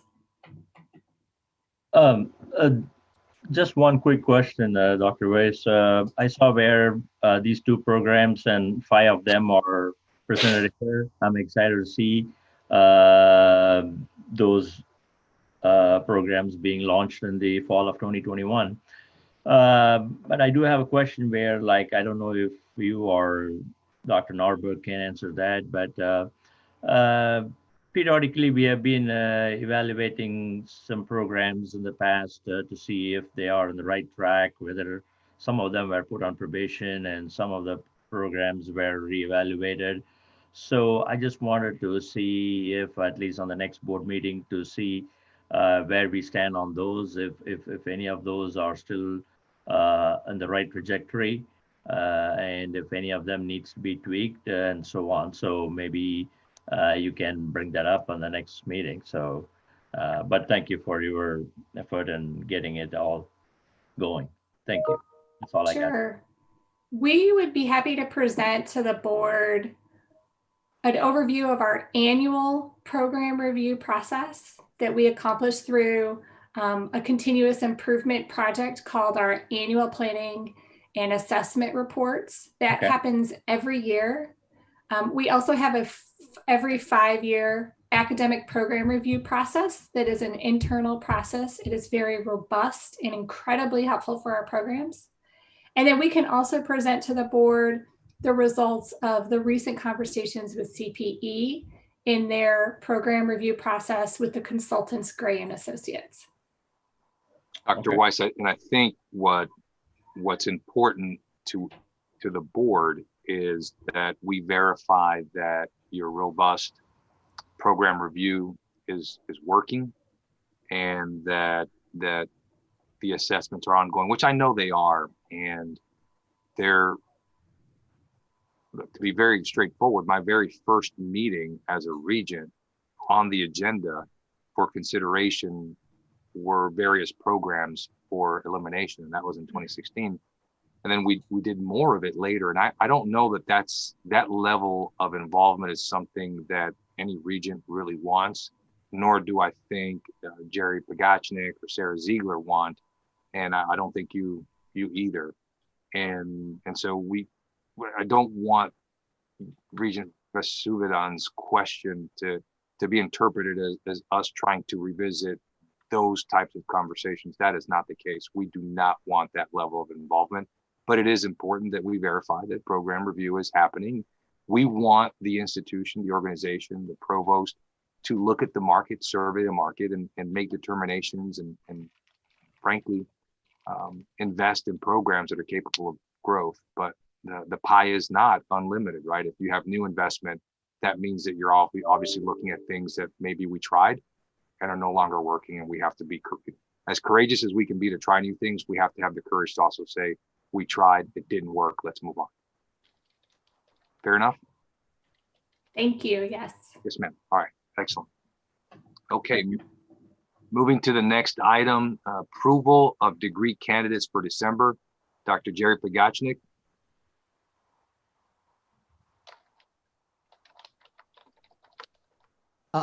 Thank you, Chair Diaz, members of the board. Each semester, it's my privilege to present degree candidates to the board for approval. Your packet includes information on degree candidates for the fall 2020 term. All candidates have been reviewed by the respective departments and colleges and by the Office of the Registrar to assure that they meet the academic standards established by the university. I request your approval of these candidates. Is there a motion for approval? So moved. Thank you, Regent Long. Is there a second? Second. Thank you, Regent Basubadan. All in favor? Aye. Aye. That motion carries. Congratulations to the graduates. I think we are at a point now where the final grades may have actually been certified. Excellent. Well, congratulations to those students. And I know that we've got a virtual graduation that is in production. Next on the agenda is John Williamson with Model Laboratory School to present and request approval for tuition and fees for 21 and 22.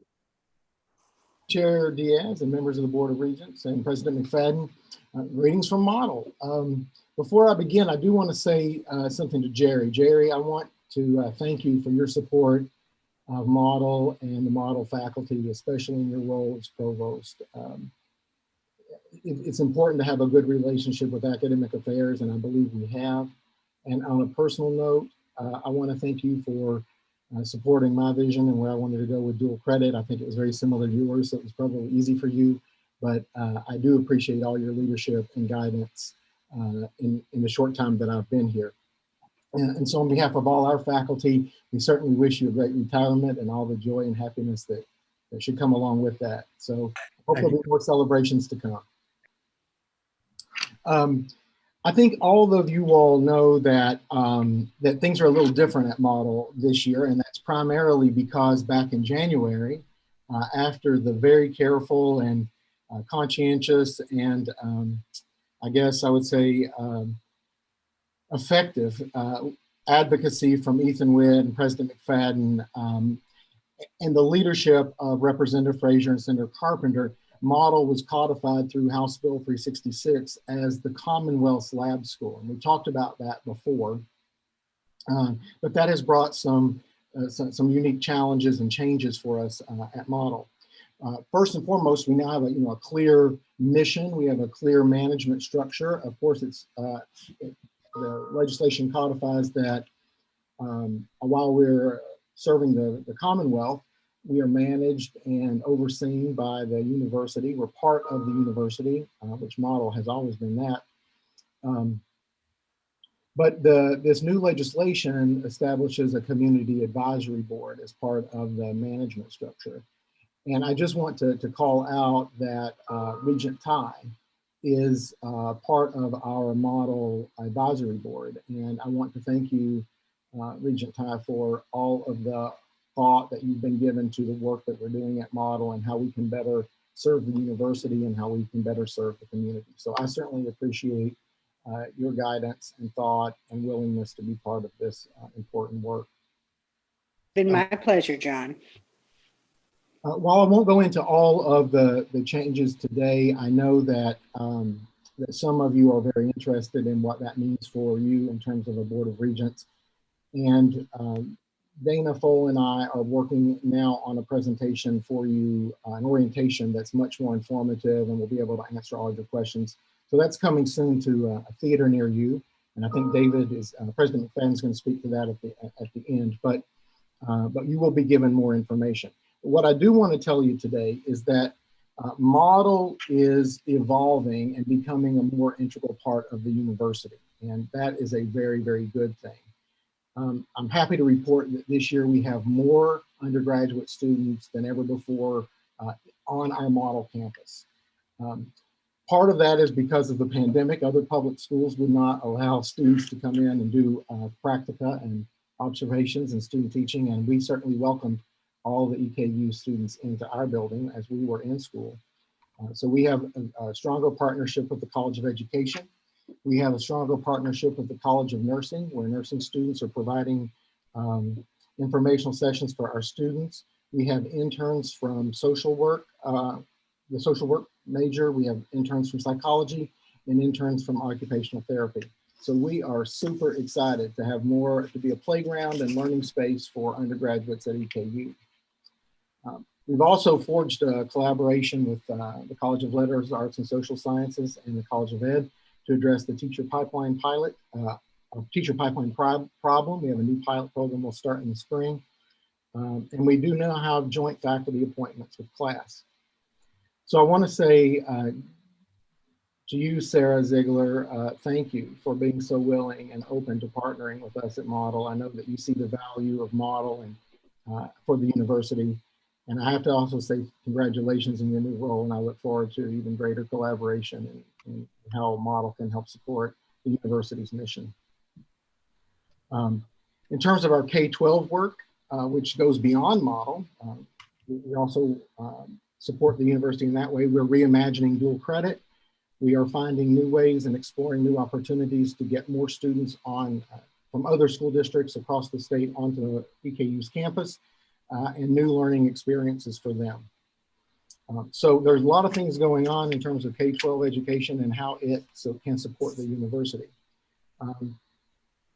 But this year has been especially challenging because of the pandemic and our need to be in school and the challenges presented by public health about how and when we can be in school. So I want to thank you, Brian McKinnon, for all your guidance and support, especially in those times when the K-12 guidelines were not always consistent with the higher ed guidelines. But we worked through that, and I think that we've ended up in a very good place with very, very few positive cases from model students, and like the university, none that we really traced back to academic work during the day.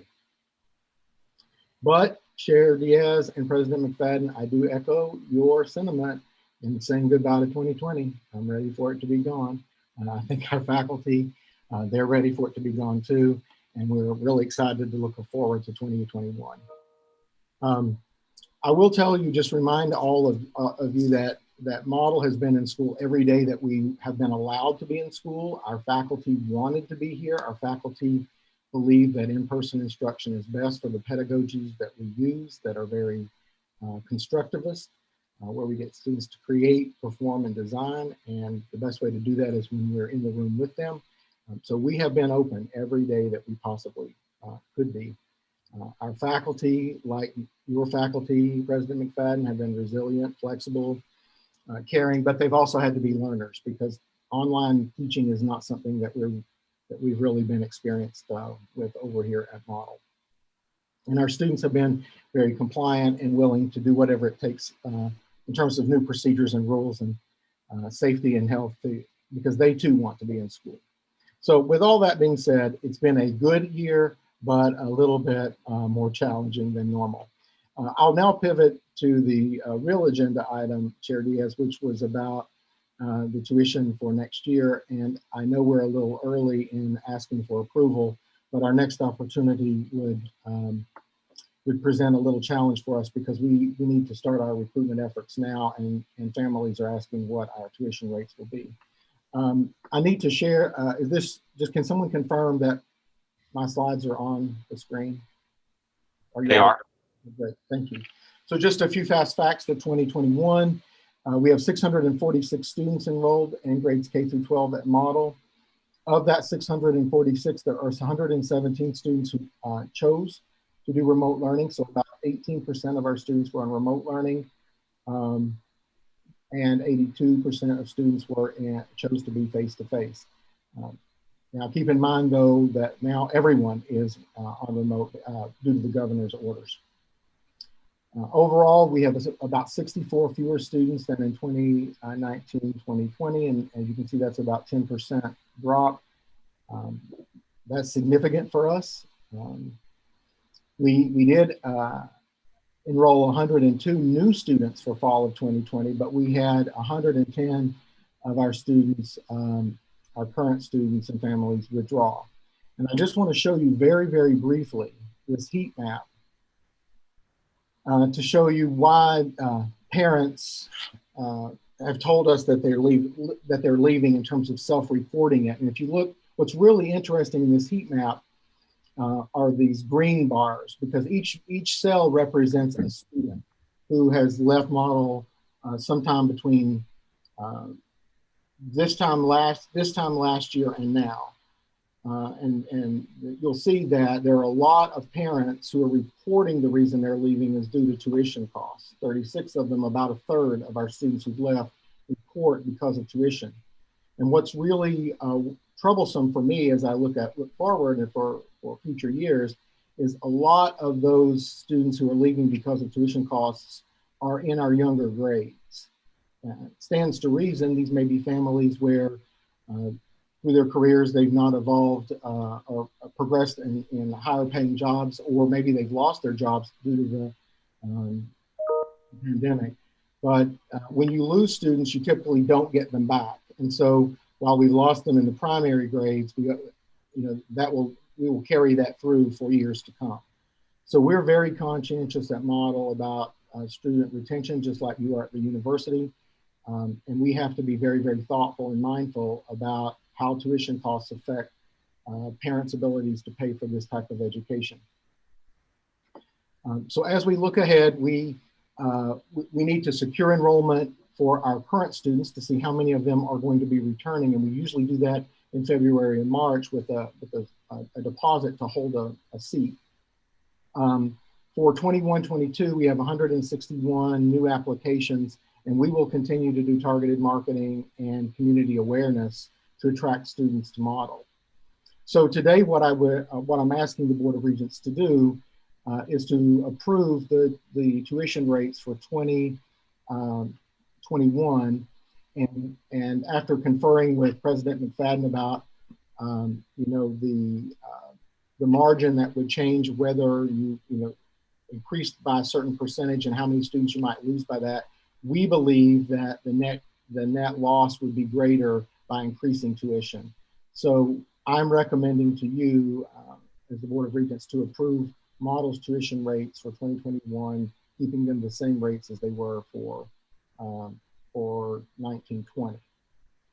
In addition, with the same package would be all of the other K-12 fees that the university charges, which would be any specialized fees for Model, our extended learning program, summer school program, our K-12 summer programs for students beyond Model, and then of course, dual credit tuition rates. And this tuition rate is set really by KRS, but you have to approve it. And it's 2/5 or 40% of the community college rate, which is usually set in the summer. So this is all with the all of the K-12 rates for 2021 that I'm asking for approval for. So with that, I'll pause and answer any questions that you may have. Are there any questions for Superintendent Williamson? Chair, I have one question. Yes, Regent Marion. And I'm familiar with Battelle, having supported a metro school in Columbus, and Battelle operates the depot, or not operates the depot, the Army does, but they're one of the contractors, and they provide community grants to support education where they operate. And I'm just curious if Model Lab School has looked at, exploring grant funding, not just with like groups like Battelle, but Department of Education or any other entities to help supplement revenue and fulfill the mission of the school beyond, tuition. Yes. So the short answer, Regent Marion, is no. The more complicated answer is at your last or at your July board meeting, you approved that the school be a local education agency and eligible to apply for grants. When Dana Foll and I submitted that to the Kentucky Department of Education, they have not authorized us as a local education agency yet, because they're trying to work with the federal government to see how that plays out. So we are working to become an agency who can apply for those federal grants. But it's a little bit complicated because we're the only school like this in the Commonwealth, and trying to figure that out has been a little bit of a challenge and a delay with the Department of Ed. But we are working with them to be able to submit federal grants and federal applications for funding. Thank you for the clarification. I wasn't realizing the nuance of all of the issues related to the legal work that's had to go into some changes. So thank you, sir, for your question. I support your proposal. Any other questions for the superintendent? I just have a general question here, Chair. I think this will be the 4th year now that we have had no fee increases with regard to tuition at Model. And I know that in prior times that had happened, and then all of a sudden tuition had to increase almost by being doubled just right before I came on this board 6.5, 7 years ago. And I do have a little concern that we've gone 4 years. This would be 4 or 5 years that we would have no fee increases with regard to tuition at Model. That's just my only, that's my more of a comment, I guess, than anything else with regard to that. Regent, let me just offer just a quick point of clarification. There were tuition and fee increases last year at Model, about 10% of the is what we charged last year. So you approved this about this time last year. I don't remember the exact date, but you did approve about a 10% increase last year. I guess I didn't remember that because I remember it was presented that it was a 0% increase. Is what I remember in the meeting that we had. Well, I apologize to you if that's a misunderstanding. I'm happy to send you what it was your last academic year and what it is this academic year, so that you can see the differences. Okay. Well, nonetheless, Superintendent, Regent Long's point is well made. Your operating costs are not fixed, but you are fixing your revenues, which means that you've got the difficult job of making it work. And so, you're a person that we have a lot of confidence in, John, and you've made it work so far, and I know you'll continue to make it work. And the university cannot subsidize Model Laboratory School beyond what it already does. I think that's a known quantity. I think you know that, and I think you knew that coming in when you accepted the position. And we're so grateful that you did, and grateful that you're able to hold your operating costs like you do, so that you can pass savings along to our younger students, if you will. If there are no other questions for the superintendent, I look for a motion to approve the tuition proposal and fee proposal for Model Laboratory School. So be it. That is Regent Castro with the first. Is there a second? Second. Regent Ty. Thank you, Regent Ty. All in favor? Aye. Aye. That motion carries. Thank you, Superintendent. Next on the agenda is Haley Norberg with policy updates for us to consider. Thank you, Chair Diaz, President McFadden, Regents, and President's Cabinet. Good afternoon. If I may, I would like to start quickly by commending Regent McConan and the good work that he has done leading the Student Government Association. I have the unique privilege in my role of partnering with stakeholders across campus in the formation and revision of our university policies. And one of the most important stakeholders I partner with is our students. And I have been partnering with both Regent McConan as well as his Vice President, Nick Koenig, to develop an editorial revision to our governing document of the Policy on Policies, which now states that in the formation of drafting teams, students will be included when appropriate. And that has been a revision that's been, that was prompted by legislation passed by the Student Government Association, and I'm very proud to say that that's official on the books. I have two action items for your attention this morning. The first is policy 8.2.9, which is our sick leave bank. And the second is policy 9 at 3.5, protection of minors on campus. and I will entertain any questions that you have at this time.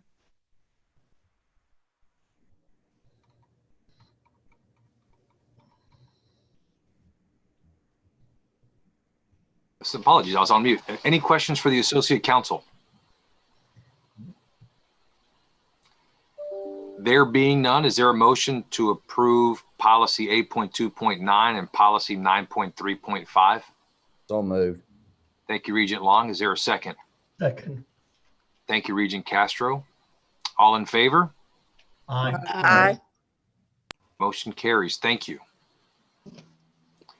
Next on the agenda is approval of a resolution pertaining to the Kentucky Employee Retirement System opt-out. Dr. McFadden will report. Yes, sir. Thank you, Mr. Chair. Included in the board documents is a resolution that, Mr. Chair, I'll yield to you or to council to read. I think the most salient points for the board members is the administration is recommending to the board that the university continue to participate in KERS, with the primary factors being the fact that we have yet to be able to get granular actuarial data about our liabilities, the circumstances under which the financing for the exit would be dictated, and we would ask of your encouragement of us to continue to work with policymakers to find a more viable pathway forward. Thank you, President McFadden. At this time, University Counsel Dana Full, would you mind to read the resolution into the record? Sir. Eastern Kentucky University Board of Regents resolution regarding remaining in the Kentucky Employees Retirement System. Whereas on July 24, 2019, Governor Matt Bevins signed House Bill 1 into law, which made several statutory changes to KRS 61.510, the statutes regarding the Kentucky Employees Retirement System, known as KERS, and which now authorize a quasi-governmental employer, such as a public higher education institution, to opt out of KERS. Whereas a public higher education institution considering voluntarily ceasing participation in KERS was required to submit a request for an estimate of costs for voluntary cessation prior to December 31, 2019. Whereas the university made such request and received its cost estimate for preliminary cessation liability as of June 30, 2020, a copy of which has been reviewed and considered by university administration and this board. Whereas in an effort to fully analyze the momentous decision before it, the university submitted a series of formal and informal data requests to KERS to more fully analyze the cost estimate and the actuarial data, as well as audit and confirm the university's pension liability, and whereas such requests have continued to go unanswered in a substantive manner. Whereas for approximately 30 years, the university has held a large state staffing contract, which services the Cabinet for Health and Family Services, in which places a large portion of state employees, a number of which had previously time served at the state, on the university payroll, and thus places a large portion of retirement liability, both current and future, as the university's liability. Whereas the university has held other various state and federal grants and contracts over the years, all of which serve various state cabinets and federal agencies that have placed a large number of employees on the university payroll, and accordingly placed a large portion of retirement liability, both current and future, as the university's liability. Whereas given the significance of the financial impact of such a decision, along with the fiduciary obligations of both the board members and the university administration, the lack of transparent and forthright information and data from the Kentucky retirement system impedes the ability of the board and university to carry out their statutory and legal obligations in making such decision.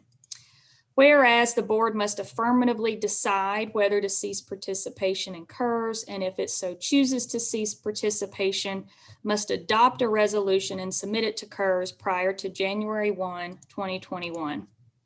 Whereas the board and university administration cannot make such a consequential financial decision with wide-ranging impacts on the financial health of the university and the retirement plans of its employees without additional information from KRS without an ability to audit the significant pension liability attributed to the university, or without fully understanding the long-term plans for any statewide comprehensive pension reform.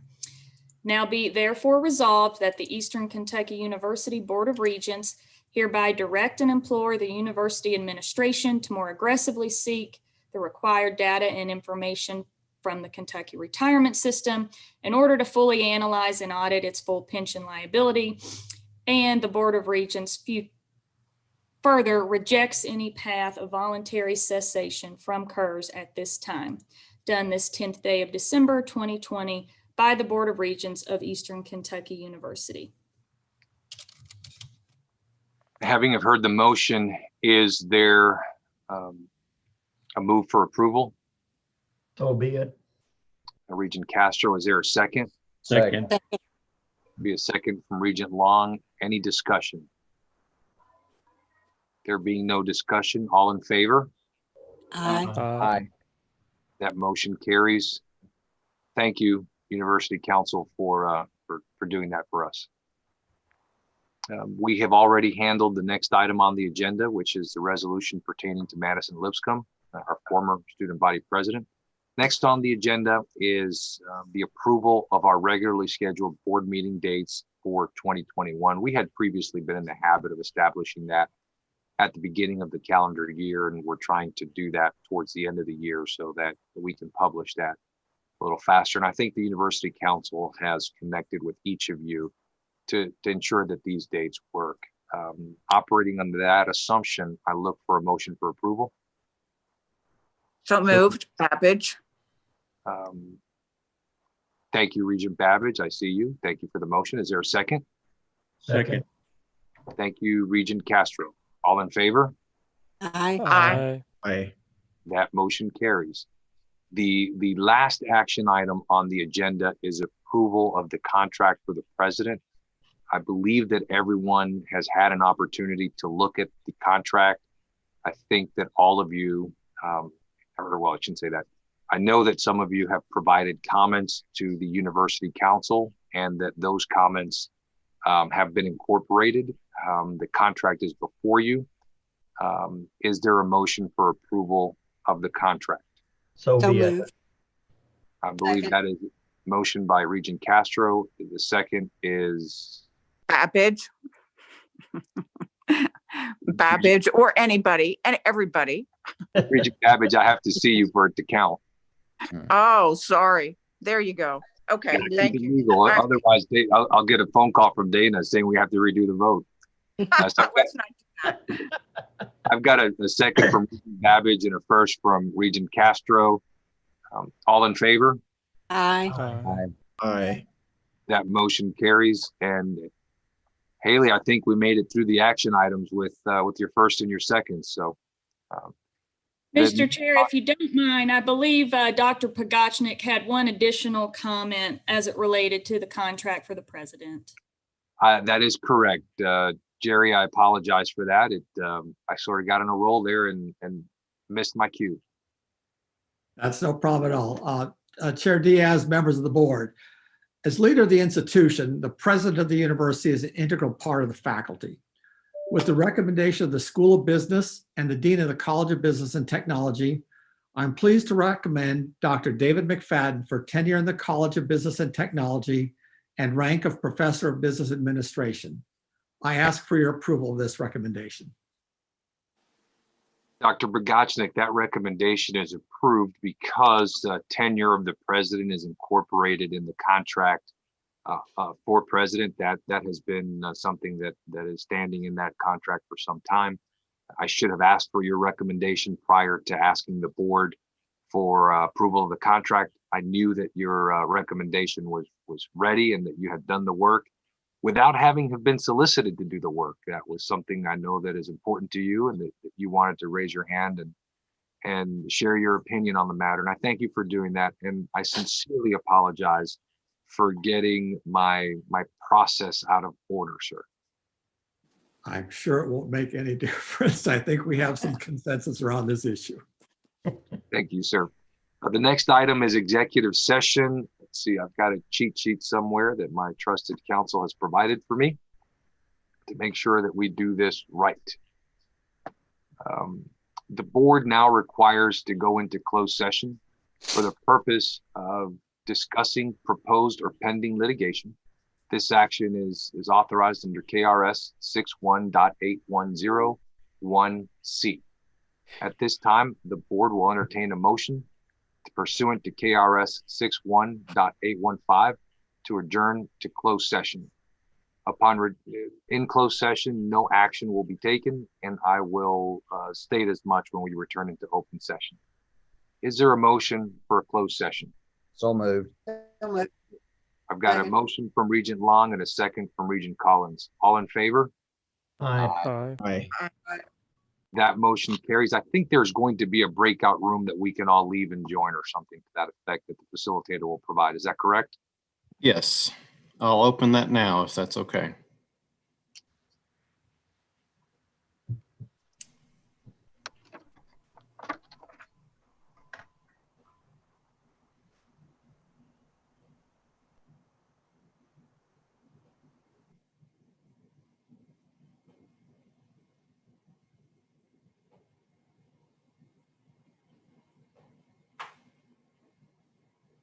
I believe I've now got everyone who belongs in the executive session in executive session. If I've missed anybody, the breakout room is open for you to join if needed.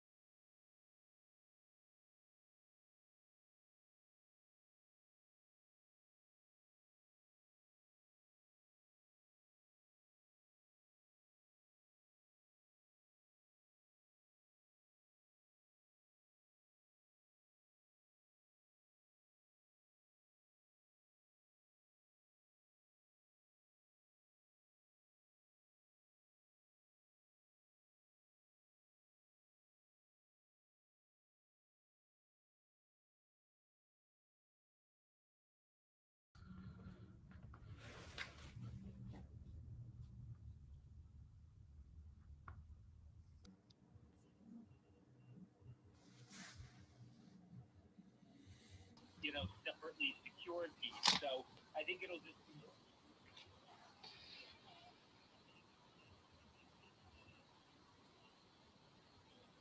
Okay, I think we have everyone back from the breakout room. Madam Counsel, remind me, do I have to motion to go back into open session?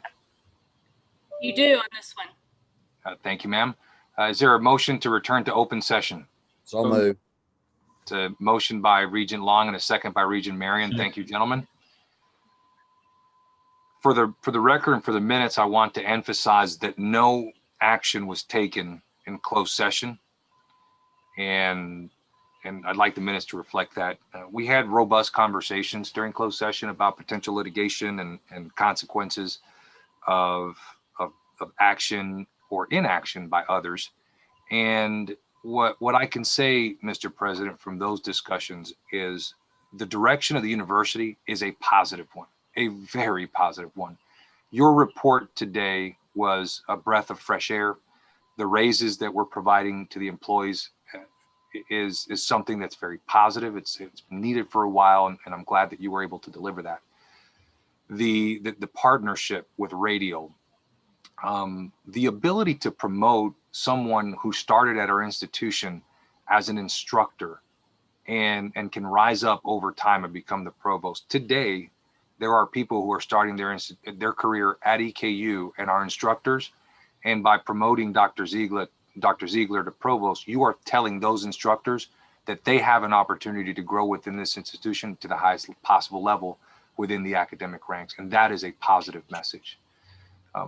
What the athletics director did this fall in terms of playing a full football schedule, in terms of organizing a championship opportunity, a unique championship opportunity for our athletes, was nothing short of remarkable. We played every game that was scheduled, no cancellations. We played on TV every single game that we competed on, national television. And that's not something that has happened here for a while. There is an era of excitement amongst our fan base. And as a former student athlete at the institution, I can tell you that my peers see what we're doing and they view it with excitement. In the spirit of that, I think it is the disposition of this body to encourage the president of the university and the athletic director to pursue opportunities that they deem advantageous to the university to position ourselves in the best possible way to grow enrollment, to create favorable experiences on our campus that are memorable to students for the rest of their lives. And then obviously opportunities for student athletes, opportunities that might increase diversity amongst our student base.